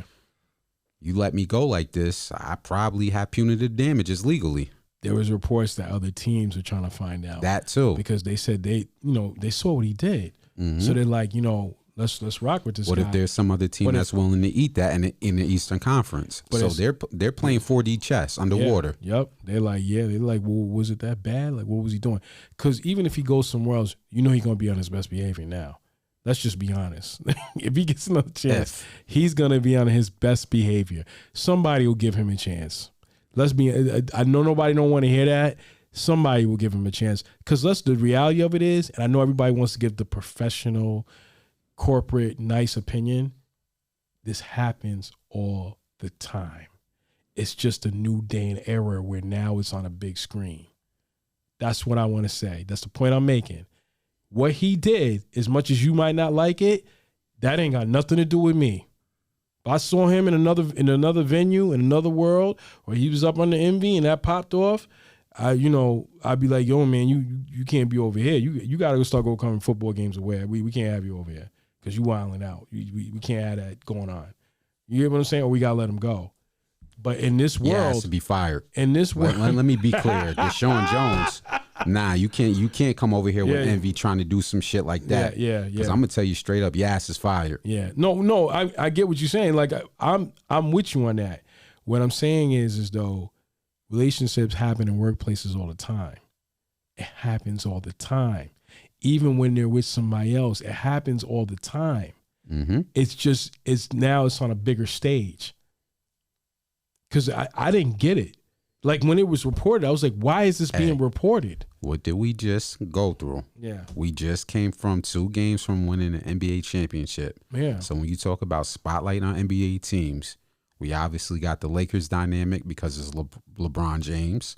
Mm-hmm. So they're going to have a lot of spotlight on them. Mm-hmm. You got Golden State Warriors if they're going to repeat. I want to say maybe the Grizzlies with Ja Morant. You got Zion Williamson that just lost a shit ton of weight and looks in good shape. Mm-hmm. But on the Eastern Conference, I know people swear that the Nets are the season story, but people are looking at Kim Boston as them young gunners being, 24, 25 and so forth. Can they make another title run? So the spotlight is on them. That's why it blew up. Yeah. If they were the New York Knicks, it would have been bad, but we saw that before Isaiah Thomas. Yeah. He got punished, but bye-bye. Yeah. You cannot do this in Boston. Boston has already had they got a race problem. That's what I was about to say. Yeah, I'm not. I don't know any. That. No, I'm not trying to stall. I'm trying to pit it from. We done heard players say it. From LeBron James, we done heard multiple sports players say it. Rappers have said it. We too. done heard rappers say it. Boston has a race problem. You cannot be a black hat coach, swinging around your power in corporate America, doing that. And then reports coming that somebody allegedly got pregnant. There's text messages being leaked of alleged harassment and so forth. Looking at the cook in the kitchen, what did you think was going to happen when you poured the grease all the way to the top, turned the stove on high, and walked away? Yeah. What did you think was going to happen? So that's what I got to say on this topic. As a Celtic fan, I'm holding MA accountable. Thank you for burning the house down, dude. I don't know. I understand we got the players and the players are coming back, but again, my storyline as a Celtic fan is, if this year doesn't go right and we don't at least make a deep playoff run, what is Jaylen Brown going to think? And everybody over here is going to have to eat that if this goes sideways. Shout out to Ime Udoka, though. Glad you got your rocks off. Shout out to you, though. That's just my fandom. But I don't know if we have other topics. We want to go to Phoenix because that's a whole shit show over there. Yo, this guy. So the Suns, their media day was interesting. They went into a situation, and Robert Sarver, the Phoenix Suns owner, he was reportedly, and this was going on for years. His reports was for years. They did an investigation of him of racist language, misogynistic behavior. So we're not talking about just using the N-word. We're talking about him like offending women and making them feel uncomfortable in the workplace. It was an interesting day, media day. Now, on top of all that mess, now you got DeAndre Ayton coming back. He looked very pleased. And let me you saw his facial expression when he asked him about his contract. Oh boy. There's 2 layers to this, and I wanna make this clear. There's 2 layers to this. Let's start with Sarver. Let me make it clear. He was, first of all, Adam Silver suspended him for a year, gave him a big fine. He was going to be suspended for a year. He was not going to sell that team. The thing that made him sell that team was that PayPal was pulling out. And I think somebody else was pulling. It was a few sponsors. They was like, no, we not rocking with this dude.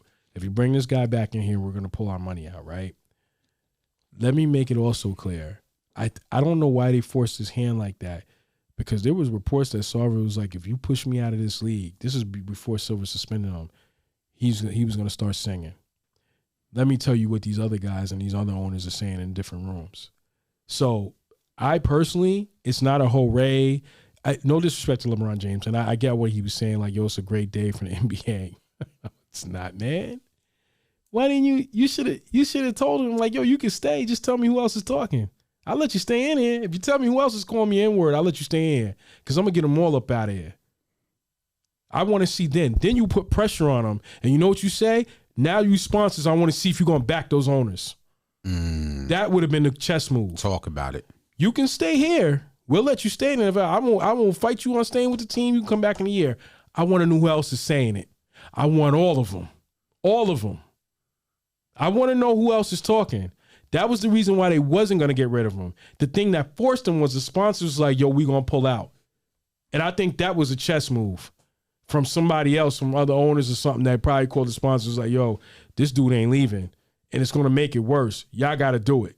We'll back you. Just go do it. But maybe I'm reaching. No, anyway, you're not. Yeah, so the point I'm making is Favre has to sell the team. That's just one element. And then that's not to mention all the stuff in that report that I couldn't even finish reading, because God knows my God. I mean, he's pulling his pants. He's doing all types of stuff. So I really, as a billionaire owner, really, how do you put yourself in situations like that? Well, that's what I was saying about Ime Udoka. I got to look at the cook in the kitchen. So same thing with Favre.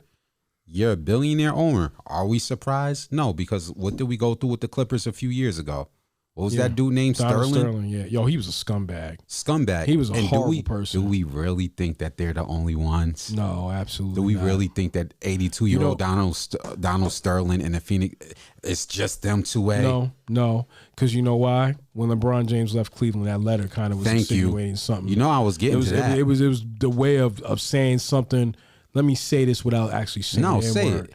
Without boy. Yeah, without saying boy or saying the N-word. That was kind of the letter, like when you read the letter. Yeah. So make the point of what I'm saying is that we know that he ain't the only one. They just got him out of there. Not the only two. Yeah. I'm sorry, the only two. I apologize. Then on top of that, you got Monty Williams and DeAndre Ayton. That did not end well last year when Monty Williams benched him. Then he wanted out. And they Phoenix, for whatever reason, the Suns, Phoenix handled that wrong. If you want to talk about what the Celtics did, Phoenix handled that horribly. Okay, so because they threw him to the wolves. Yes. It didn't make no sense how they were playing him on Giannis, single coverage when everybody knew to build the wall, and then when it didn't work, we're gonna bench you now. Yeah. That was Monty Williams' fault. Yeah, you threw him under the bus with your bad coaching and then trying to make it. Yeah. Preach, D. Preach. And so you want to talk about people handling wrong. And then congratulations. He got an offer sheet from the Pacers, and they matched it. Because it was going to make them look bad. Why? You didn't want him there. You know, the only thing I could think of, the only thing is you want large contracts because they're trading pieces. People don't understand that. Sometimes when you sign people, when you sign people in the NBA, right? Mm-hmm. Let's say I wanted to go after Jimmy Butler and his contract is $30 million a year. Mm-hmm. I either need a lot of pieces that the Miami Heat are going to take, or I need an all-star with a sizable contract. Meaning, I can't trade DeAndre Ayton for Jimmy Butler if he's only making $10 million a year and Jimmy Butler's making $28 a year. Yeah, you get what I'm saying mathematically. Okay, right. DeAndre Ayton has to also make 25 to 30 a year, and then I get another player on the back end. Okay. The only reason that makes sense is you got him just in case a year into this still goes bad. You could wave the contract in the air saying, who do you want to be traded that has a contract value like this? Because I forgot what his contract was. 120, 150. Yeah, something like that. That's the only reason why this even looks halfway decent. Because if I'm DeAndre Ayton, from his body language in that press conference, it's I'm here so I won't get fined. I'm here so I'm not out the league. They pay me. I'm a millionaire athlete. They just gave me $100 million. You think I'm not going to turn up? But am I happy? No. What I really want to say is F all these ninjas, but you paying me $120 a year? I'll stay here until you trade me. When you trade my contract, then I can let off my steam. Right. That's what he looked like in that press conference. Right. Like, I really wanted to go to the Pacers to play with Tyrese Halliburton with that pick and roll scheme and him shooting, because I would have let off in the Pacers. I really think he would have did well with the Pacers. Right. But he's sitting here, well, I'm with 38-year-old Chris Paul. You know. Wait. What's the other kid's name? What's the other the young kid? What's the other one? The one that the Cameron Payne. No, for the Suns. It's the franchise. You know what I'm talking about. Oh, yeah, Booker. Devin Booker. Devin Booker. I'm sorry. They gave him all that money. You know what I'm saying? So maybe they think. I just don't know how it's going to work with Monty Williams. That's what I'm saying. I don't understand that. You know college locker rooms with football. Once the locker room is sour, either the player or the coach has to go. You're obviously not getting rid of Monty Williams. You're gonna let Chris Paul ride out in the sunset. You just paid Devin Booker all this money. Why? Why do that to this kid? He got an offer sheet from the Pacers. Just let him go. The only reason why this makes sense, and I'm gonna say it for the mathematicians that know the NBA business, is that this contract is sizable for them to trade in the future for an all-star player. Yeah. If he's making anywhere from $25 to $30 million, and he picks up, let's say, 18 and 10, well, you can shop that around to the Lakers. You can shop that around to Miami. You can shop that around a couple places. Now we have a trading piece. So when Chris Paul says he wants to retire and we're looking to rebuild around Devin Booker, now we have a package. Right. That's the only way that makes sense for them to match an offer sheet. And I hate that kid's going to get screwed a season into this, or maybe at most 2 seasons into this, but at least he got his money. But they're about to screw that kid even more. Yeah, and then you go into it. I mean, because I don't know what they're not. Who was in the finals last year? Wasn't them? It was the Celtics and Golden State. No. But Golden State against Memphis. Yeah. So they didn't even get to the West. And Memphis is coming, and you know who else is coming? Who? I'm going to keep saying this. What the Pelicans did in the offseason by maintaining, Brandon Ingram, and they got the CJ McCollum. Right. But who impressed me is what he did in the offseason. I was very silent on Zion Williamson, because to me, for him getting to the NBA with the hype he came out with, he did not take care of his body. Absolutely That's not. a whole different conversation. I saw him in that press conference. He looks the same shape he was in Duke. And if I'm going to knock on some wood for that kid, but if he's in that same shape, what he looked like with an eye test, if he's in that shape, my God, you have a top 5 player. This ain't a kid that you're going to have to worry about playing 40 games and me sideline. He looked like he lost 30 pounds this summer. So for everybody who was on Zion and Duke, I'm telling you, he looks like he's in Duke shape. So when you're asking who's coming, you got the Memphis Grizzlies coming because they tasted blood. Somebody was injured on that. I want to say Ja Morant. They want to come back and show that, we're not just getting the second round this year. You still got Dallas in the mix with Luka Doncic. And Zion Williamson said, y'all been talking shit for the last 3 seasons. Well, I finally lost the 30 pounds. What up? Right. Yeah. So where's Phoenix at? They're at the bottom of the barrel. Oh, I'm sorry. I forgot the Denver Nuggets with Jokic. Didn't he win the MVP? Yeah, I think so. You don't think Memphis is coming back? I mean, I'm sorry, the Nuggets is coming back with the play. I forgot that. What's that dude that was injured all last year? They got a secondary star. I'm sorry, his name is slipping my brain. But y'all know who I'm talking about. So I even got to pit Denver over them. The Nuggets is nowhere to be found. They're at the bottom of the barrel this season. And if you think what the Lakers are tooling up with, if you think they're not coming out swinging this season, you're crazy. I know people laughed at them last year, rightfully so. I guarantee you they make it to playoffs this year. The Lakers, though. Yeah, guarantee. Oh yeah, if what's that kid's name? The young one. You know why?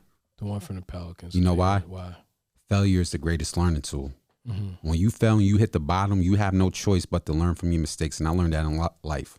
I flunked at college 2 or 3 times before I got my bachelor's degree. I failed so much I had no choice but to succeed. Yeah, I hear you. I failed so much in college, I had no choice but to succeed. So with the Lakers, where can you go? Right. You were the laughing stock last year. You think LeBron's going to take that? He looks in shape. Patrick Beverly's over there. Yeah. You think Russell Westbrook don't want to prove them wrong? Right. and Anthony Davis. So once again, where's the Phoenix Suns at? Yeah. They'd be lucky to make a play in. I think they're banking on Booker and Ayton and Chris Paul. But Good luck. The thing about it, real quick before we go on our next topic, the thing is with Chris Paul, it's not that he can't help you get there. It seems for whatever reason at the end he always breaks down. So if they get to the finals, like say he's playing all season, right? Plays great, lights out.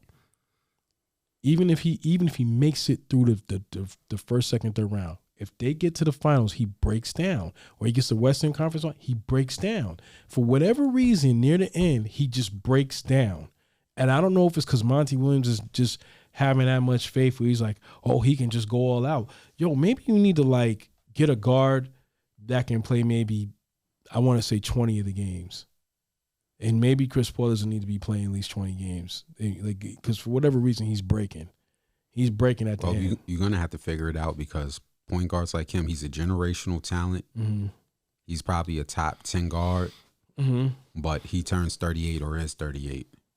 So how many more years are you going to run him like that? Yeah. And play at a high level without him getting injured? I think that's why, at least on the Suns' end, that's why they brought back Ayton. But I think for Monty Williams, it doesn't work. So are we done with the NBA? Yeah, we're going to be done with that. That's whew. Yeah. We're coming in the fourth quarter of the podcast. We got one last topic.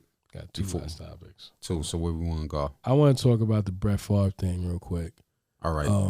In only a few minutes. Okay. We're going to go beast mode in that other situation. Let me preface this. Yeah, For the people who missed last week that I released, I had the opportunity to interview a Jackson, Mississippi local grassroots activist in Brooke Floyd, who works with... Shouts out to Brooke Floyd, too. Shouts out to Brooke Floyd. She did a very informative interview telling me what's exactly going on, boots on the ground in Jackson, Mississippi with the water crisis. But an interesting point of that interview is what she blew up, what's going on with the mayor and Brett Favre as far as pretty much defrauding the state of Mississippi, which we're intersecting in. I just wanted to preface that. So shout out to Brooke Floyd and all the work she's doing in Mississippi with Jackson People's Assembly and People's Advocacy Institute, with those two nonprofit organizations and all the work they're doing for the people of Jackson, Mississippi.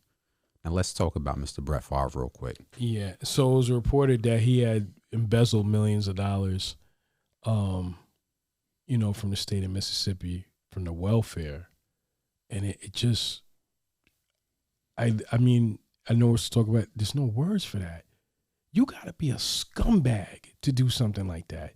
Not only did he use that money for a volleyball court for where his daughter was going to school at, it was also for the recruit a player. It was a oh my God, I forgot who it was. He was going to use the money to recruit a player to go to Southern Mississippi, where he came from.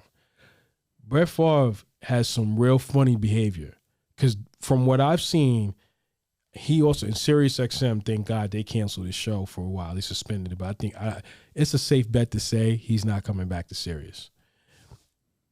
He said something like he didn't believe that Derek Chauvin meant to kill George Floyd. He criticized Black Lives Matter. He stole money from one of the poorest states in the country. I think it's safe to say that Brett Favre clearly has got some good old boy behavior. That's the word I'm going to use. Okay. For now. Okay. So clearly, he felt that way. It kills me about these players, and I'm going to say this because Brian Urlacher made a slick remark one time, and they called his behind out about it too. Where was your tough guy bravado when you was in this locker room with all these people that look like that you criticize? Oh, come on, eh?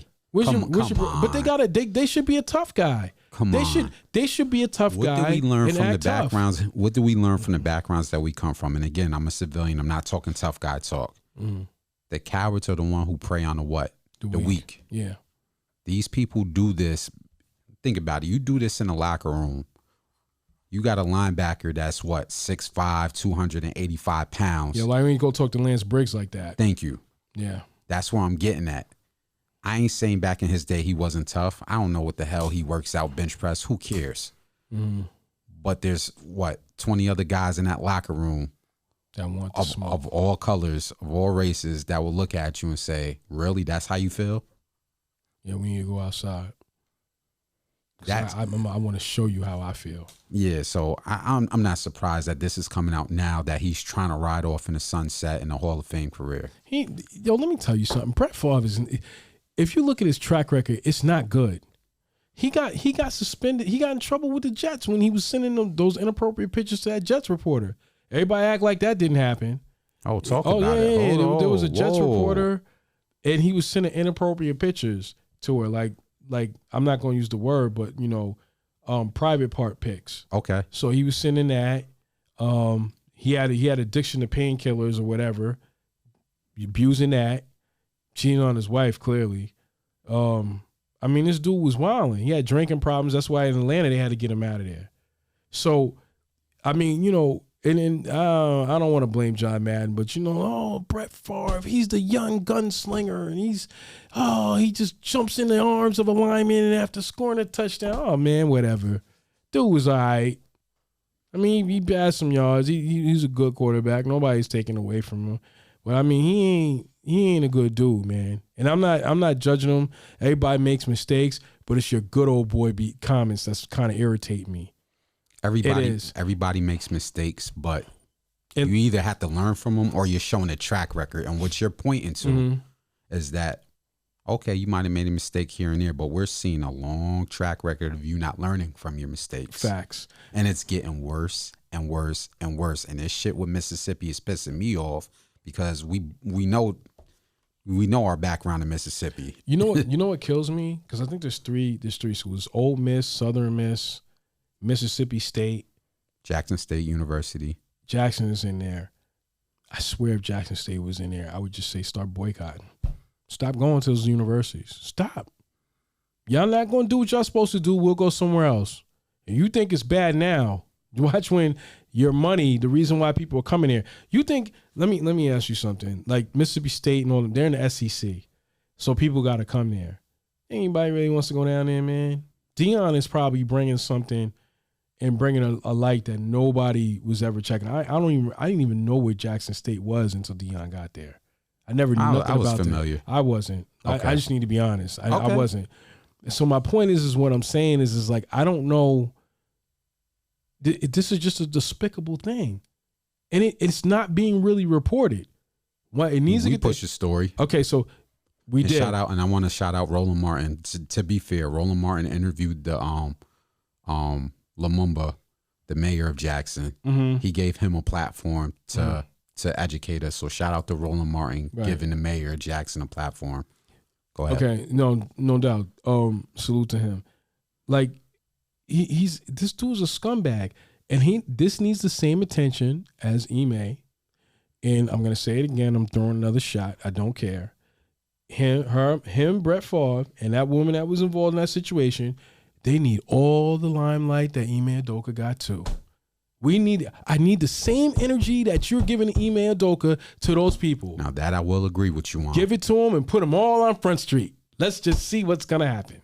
That I will agree with you on, because going back to the water crisis before we transition, one thing that she broke down, she said there was a problem with the water when she first moved to Jackson back in the 80s. Mm-hmm. She said her grandma, like they were boiling water back in the 80s.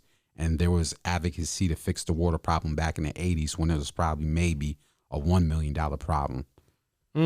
Now, fast forward 30 some odd years later, it's still not being fixed. Systematic racism, everything going on in Jackson, being underfunded. She told me how bad the schools were underfunded and them fighting for stuff in the community. And you have, who was the person outside of Brett Favre that he collaborated with, because it was two other individuals. It was a mayor, one of them, the former mayor. In the interview, she said the former mayor, and there was some other guy. I don't know who he was, but he was like a high-ranking official. Yeah. Yes, wasn't Lumumba. I don't want to get that. No, he had nothing to do with that. I don't want to get that dude in it. Wasn't him, but Brett Favre collaborated with some other people, and they totally defunded the welfare system. They're from what they can count, 77 million. Jesus. Do you know what you could do in 77 million when you have schools in that state being the poorest underfunded in the union? Let's just talk about the schools. I know there's other stuff we would like to get to, but if we're talking about education, boy. Let me say one more thing. If we do over, I don't really care. Let me say this one more thing. Just as a side note, because we hear certain other activists, and I won't put them out on Front Street yet, because they've said this in their podcast. Where's the black churches that we put all that money into? Why y'all ain't helping? Just want to know. Because you probably, with all the money you got and whatever you're doing with the churches, I think drinking water is probably a little bit more important than going there and reading the Bible and just praying. No disrespect. I believe in your spiritual belief and whatever. I'm just saying, when you're in that collection plate for all those years, what have it done for the community? They can dig up and replace the pipes themselves. Probably could. I'm just an educated guess. That's all I'm saying. Just a question. I would love to hear from one of them. Matter of fact, when I do, you better not be living in a better situation than everybody else in that neighborhood. Let me just say that. That's fair. Because that answers all my questions. So, before we transition off this, like I said, the situation is getting uglier and uglier. From what the activists are telling me, they're looking for jail time, and I can't blame them. You know, so let's transition into our last topic. You got any more you want to add on that? No, that last comment I made is exactly what I mean. Okay. Because ain't nobody talking about them either, and it doesn't absolve them. The other party, but I want to know what they doing. When you at our next interview, you find out when ask them that question and see what happens. Okay. You know. So let's transition into the last topic. We're going to spend a few minutes on this. Mm-hmm. The news is coming out about PNB Rock. You know, he unfortunately was murdered. I think it's been about a week and a half or 2 weeks. Mm-hmm. And one thing you pointed out is that this case is going to get solved because it's high profile. Yep. Happened in broad daylight. I know those businesses had cameras. Mm-hmm. And sure enough, before we got to the podcast, TMZ and all the media outlets started reporting a picture. And at first the picture was, you know, this person is a suspect. Then 20 minutes later, the information came out. This person is a father of the suspect, and he was the getaway driver. So I don't have the dude's name. You can't make this up, man. But allegedly, the shooter of PNB Rock was a 17-year-old kid. Because you're a kid at 17. Now that you ain't graduate high school.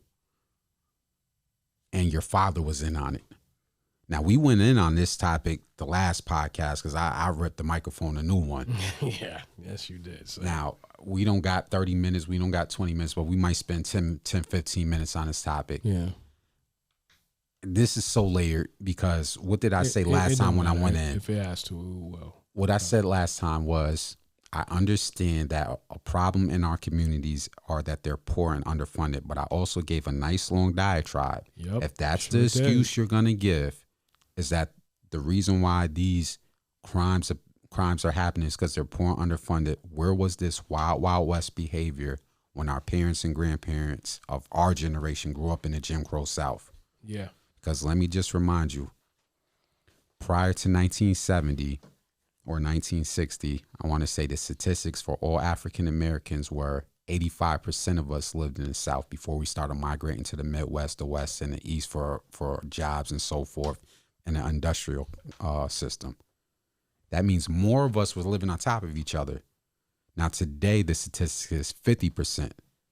So we done went from 85 to 90% living on top of each other in all southern areas to 50%. Why wasn't that Wild West behavior happening en masse at that time period if that's your main excuse for all this violence is this poor and underfunded communities? I get it. Yes, you're partially correct. But I'm going to stick with this BS gang culture. Yeah. I'm going to stick with this BS gang culture that's been riveting throughout LA since they want to claim it. You know, nobody else is really gangster. You know, it's all that's their claim to fame when Colors came out. When Colors came out in the 80s, yeah, we've been doing this since 68 when the Crips started. Yeah. Okay, you got it, tough guy. Yep. You guys are the real gang members. You guys been gang banging since before Martin Luther King got assassinated. Congratulations. That gang culture is invested generationally, generation after generation after generation. And what has it produced, Dave? Please educate me. Not a thing. It hasn't produced anything, and it doesn't do nothing but create more death and more death upon death. It hasn't produced anything. Nothing. No ownership, no nothing. No another Black Wall Street, no companies, no corporations, no better education for our kids, no better health care, no nothing. Nothing. If you want to go look at Vlad TV, go look at Mob James. What is all that banging he did? What's it got him? He said it. He's in his 50s. Absolutely nothing. Lost a brother, lost family, lost time. And now you're 50 some odd years old, pretty much starting your life from square one. Facts. Now just imagine for the gang members that's still alive, because there's a lot of them out there that's on interview podcasts now. Like Melvin Farmer, who's like 60 some odd year old Crip. I don't know what set. You know, there's a lot of them. Just go over to YouTube and look. There's a whole bunch of late 50s, early 60s gang members talking about the heyday. But people wanted to make checking in a point of the conversation. That, oh my goodness, had he would have checked in, he would have been alive. That's all I heard for a whole week. And I'm gonna keep saying it. I don't think the Lakers, who never donated $1 to anything in the Black culture. You know what? Let me tell you something else real quick, and this is another conversation for another day that I want to bring up. Remember the whole Black Lives Matter thing came, and they were kind of doing the thing with the organizations. What happened to all that money that the owners gave? I don't see any black businesses or black schools or anything. Or black, I don't know what happened to that. But remember what you said about the black churches. I got to get on their asses too. Yeah. Because Black Lives Matter has been stealing money. So they asses ain't off the hook neither, because another one just got founded for I forgot the dude's name, but now it's a dude that they're saying is being on the hook for stealing $10 million. Yeah. But go ahead. Yeah. So the thing with PNB Rock, the sad part about this thing, there's more layers to this story. The fact that a father was involved is despicable, and he needs life in jail. The kid needs at least 20 years. At least. That's at least what he needs. And the only reason I'm feeling sympathetic is because his father drove. Like, who does that? The reports are coming out that allegedly they were in the parking lot when PNB Rock. Now, I'm a father of a young child. I'm just going to claim all my kids. Yeah. You know, I got 3 kids. I got a son too, yeah. You know what I'm saying? Got an older daughter that's in her 20s, and I got 2 young kids. But I also got a lot of nephews. Now, let me be clear. If any of my nephews see this podcast, Uncle Deshaun ain't with the shits. You can't come to me and say, yo, I'm about to run this drill, and yo, can you help me get there and get out? I'm going to tell you to take your little ass home, go sit down somewhere, read a book, because I'm going to smack the SHIT out of you. This is where we as elders need to step up and grow into our eldership. Being an elder is much more than your age. Anybody can get gray hair on their face. We all get old. Yeah. Your socks get old. What happened when your socks get old? You throw them out because they're useless. Right. That's what I'm looking at. A lot of these elders, you know, what is cool to be around these young kids doing these drills while they're committing genocide in their community. That just tells you about their low self-esteem and mental issues. He looked like he had mental issues in the picture. I looked at that dude dirty and dusty and said he has to have some type of mental issues, but I'm not letting him off the hook with that. That comes from a generation of growing up in that trauma, growing up in that environment in LA, growing up in that gang culture that y'all so proudly wave around like it's, you know, we've been gang banging since 1968. Like I said, congratulations. Yeah. I just want to say this, that at the end of the day, there's more layers to this story. They said, and I think I saw a clip where MC8 was talking about, he's like, I don't know what he was doing over there. That's like a violent spot.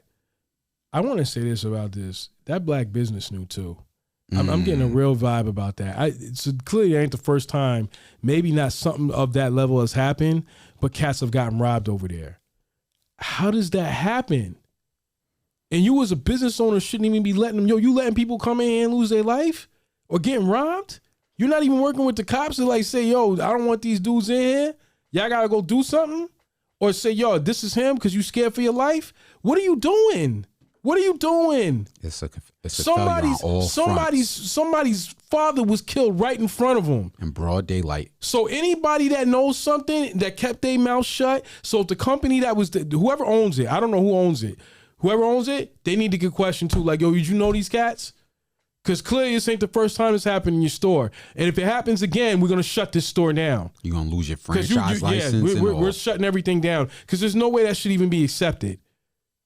How? You can't grow. Let me help you out, because we're all for growing black community, growing poor, underprivileged communities. I said black because that's where we come from, in case anybody running around with that sound bit. You cannot grow a community base in any race, culture, or whatever with this type of violence. Nope. It's impossible. It's impossible. You have young kids growing up seeing this since the 60s, thinking this is the way things are, because that's all I heard on, this is just the way the streets are. Yeah. And I'm going to keep sounding like that because that's what y'all sound on the internet to me. This is the way it's been since the 60s. Well, when are we going to change it? And if we're going to change it, we have to look inward to self. Yeah.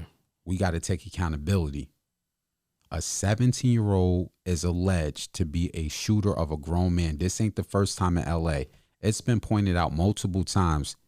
Because I know we look at the celebrities because that gets picked up by the blogs. But it's been pointed out outside of the celebrityism, just regular everyday folks. A lot of them shooters are 15, 16, 17-year-olds. So again, for all you, we the OGs out here, y'all sending these kids on a dummy mission. That's what we call it, a dummy mission. They're 15. Once, just like they do with Pop Smoke, because he's sitting in jail. I don't know. He got a cell phone in there somehow. Got a cell phone in there, was recording himself, looking at comments, just, acting like everything's normal after he killed Pop Smoke. That's crazy. What are you going to do for the next 15 years from the age of 16 to 30 something? Meanwhile, the George Zimmerman running around here all day. Nobody felt like putting their hands on him or setting him up to get the drop. Just saying. But back to the 17-year-old, what did you feel or what did you think once the news came out that the father was at the getaway driver? It's pathetic. And it just tells you how deep it runs with the mental issues and the mental illness. Why would you do that? Why would you even have your son around that? That's a parent's worst nightmare to have their child involved in something like that.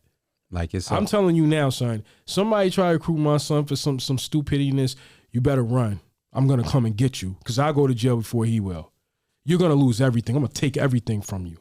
I promise you, if you that ignorant dude in the street that's trying to recruit some cats, some young boys, and you try to come after my son, you're going to lose everything. I'm going to get you. One way or the other, I'm going to get you. It has to happen because you're not going to have my child sitting up in there. What, God forbid, had PNB been some dude like a Beanie Siegel type of dude, you come in there, pop, pop, pop, pop, pop. We was already waiting. Now what? Because he's been through that before. Now what happens when we was waiting for you? You went in there and trying to wild out, and your ass don't make it back to that car. See what I'm saying? They ain't thinking about that. How you don't ever want to, as a young black male, being at this, because what I've been through in life, and let me tell you on a side note, as a young black boy, and I've had the best of both worlds. You looking at it, there's a school to prison pipeline that they're trying to set you up for. Your own people don't accept you because they think that you're trying to elevate to another level of educating yourself. There's on top of that, the women in our culture don't respect us, and the men in the culture don't respect us. So let me make it clear. When you don't act a certain way, that's what I'm saying. And I don't care who takes offense to it. You're dealing with all that. And when you make it through all that, being where I've been at in life now, and I got somebody else I'm responsible for, I'm not letting them go through that. See, I ain't had nobody over there I had grandparents that cared about me enough to keep me straight as they could. They can only do so much. So as I'm opening up about something personal here that I normally don't do, there was really nobody, the people that should have been there was not. Okay. So they didn't do what they were supposed to do. They, that'll be a conversation for another day. I'm not going to let my son go through that. And I have my life taken or go to jail before I put my son through what I had to go through. I just won't do it. So let me piggyback off your comment as you open up to something personal. The reason why this affected me so much is if you know me in real life, not on the internet, you know I had a hell of a father, and I still do. Facts. My father really, like, I was born in 1986. Let me just give you the preface. I talk about this in the last couple podcasts. That was a hard era for us to be born in that crack era. A lot of my peers didn't have a chance, even some cats that were older than me, because that lifestyle took their parents out, whether it was jail, whether through addiction, or whether it was through killing. I was fortunate that skipped my father. He worked very hard, 2 jobs, take care of his kids, but he had me by his hip. Even when things didn't work out with my mother, I'm not going to get into that. That's their personal business. Took me under his wing. And he still raised, like, here's what I'm saying. Even though I'm a grown 35-year-old, my father, bless his heart, is still raising me, still running up on me, giving me gems, making sure that as a grown man, I'm handling my responsibility to myself, to my wife, and to my children. That's a father. You guys out here trying to be friends with your kids. I can't tell you how to parent your kids, but there's no way in any universe that my son or my nephew is allowed to come around me with that negativity, and I'm not trying to set them straight and narrow right then and there. That father should have looked at his son and said, son, let's go home and watch a football game. If you ain't in school, can we figure out a GED situation? There was a lot of things his father should have been doing. Helping his son with a drill was the last thing he should have did. Facts. He just inflicted generational trauma on his, first PNB Rock's family, but just with his family as well. Just think about the mother of that boy, the grandmother of that boy. She's about to lose the father of her child. I don't know if they're together or not, but then the child as well. And then the grandparents is going to be looking like, what the hell you just did? Both of y'all about to go to jail for 20 years of life. Really? That's what we're doing. That's what we're doing, LA. Congratulations. Gang culture. Remember, you wanted it. Every podcast, all y'all OGs that's 60 years old, on Vlad TV and other various podcasts. Yeah, man, this is how we've been banging since the 60s. Congratulations. Well, this is a byproduct of it. As this story keeps coming out, there's going to be more info on it. Condolences to PNB Rock, because there's no words for this. There's no. Not at all. Like you shot in front of his daughter, son. Come on, man. Come on, son. And let me also say this: the way the story came out, and when things like this happen, I have to say allegedly for legal reasons, but this sound like this wasn't your first time doing this. Because allegedly they burned a car afterwards. Like, this is like y'all robbed somebody and things got violent before. I hate to say that, but this is like maybe not a celebrity. Y'all ain't do this celebrity, but this is like y'all did this to another person before. And if that's the case, yes, y'all need to go away for life. I mean, that's all I got on that topic, man. I just wanted to say too, man, and from my personal experience, had I not been, even my friends, the ones I got in trouble with, they still my brothers. They didn't know no better neither.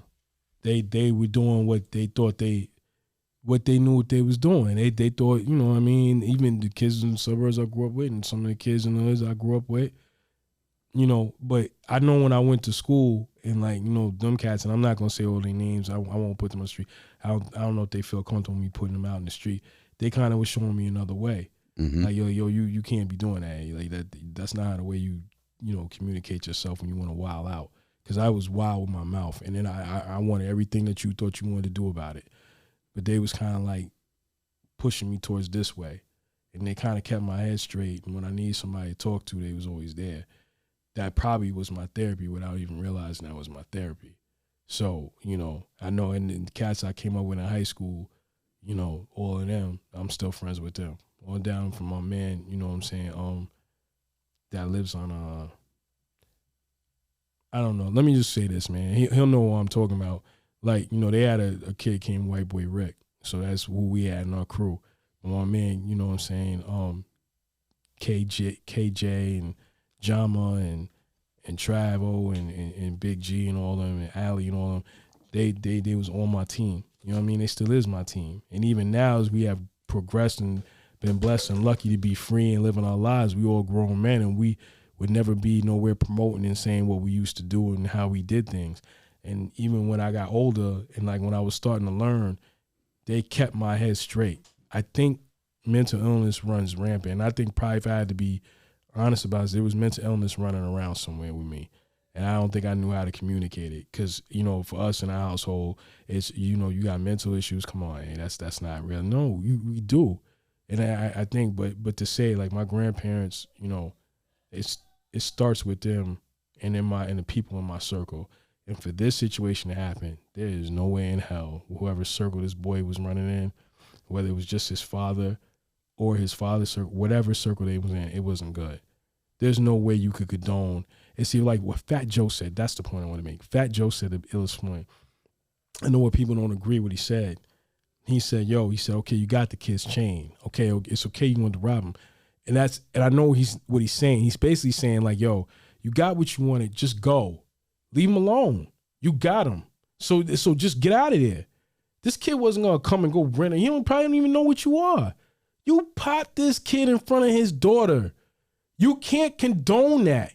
This kid didn't give you a fight. The kid didn't jump on you. Now, had you tried that with Fat Joe, you might not be making it home. You probably didn't even made it out the store. You get what I'm saying? Mm-hmm. So maybe, and I don't want to call it a blessing, you lucky that wasn't somebody that was prepared for you. So it's just sad, man. It's just sad. It's sad. And whoever else is involved in this or who knew this was a dangerous area, they should feel guilty too. That business shouldn't even be there now. Because from how you sound like that wasn't their first time, this is starting to sound like this wasn't the first time in there. Occurrence. Yeah, they was like, everybody keeps saying it. They was like, they don't know what he was doing there. He knows better. That's the wrong one to go to. I'm like, I don't think he knew better. If I'd have saw that, I would have known better neither. And some kid gonna come in and take me for a chain. A chain. You didn't get millions of dollars, billions of dollars. I didn't know this. You'll be lucky to sell that chain on the street for $5,000, maybe, if you're lucky. But what's that gonna do with you in jail now? Nothing. I ain't going to commissary. Nope. You flip that for 5 G's on the street to be on the run? If I was his father, I'd take the whole hit. I'm like, yo, he ain't do nothing. He was just sitting in the car. That's what he needs to do. I would have took the whole hit. Yeah, because you messed up on this one. This is bad. This is really bad. If you love that kid any ounce, you take the whole L. If you let him go, I'll take the whole L. I'll do life in jail. That's what he's got to do. So, well, that concludes our podcast number 8, man. Yeah. Once again, condolences to PNB Rock and his whole family, because that's a tragic situation. Mm-hmm. And as the podcasts keep progressing, we'll keep talking about. That's going to be some contention and some future dialogue talking about mental illness in our community and the crimes that is occurring because of it not being handled properly. Mm-hmm. But yeah, man. Until next time, it's the Sean 1/2 of Enveonline. Hazar Johnson, the second half. Y'all stay blessed.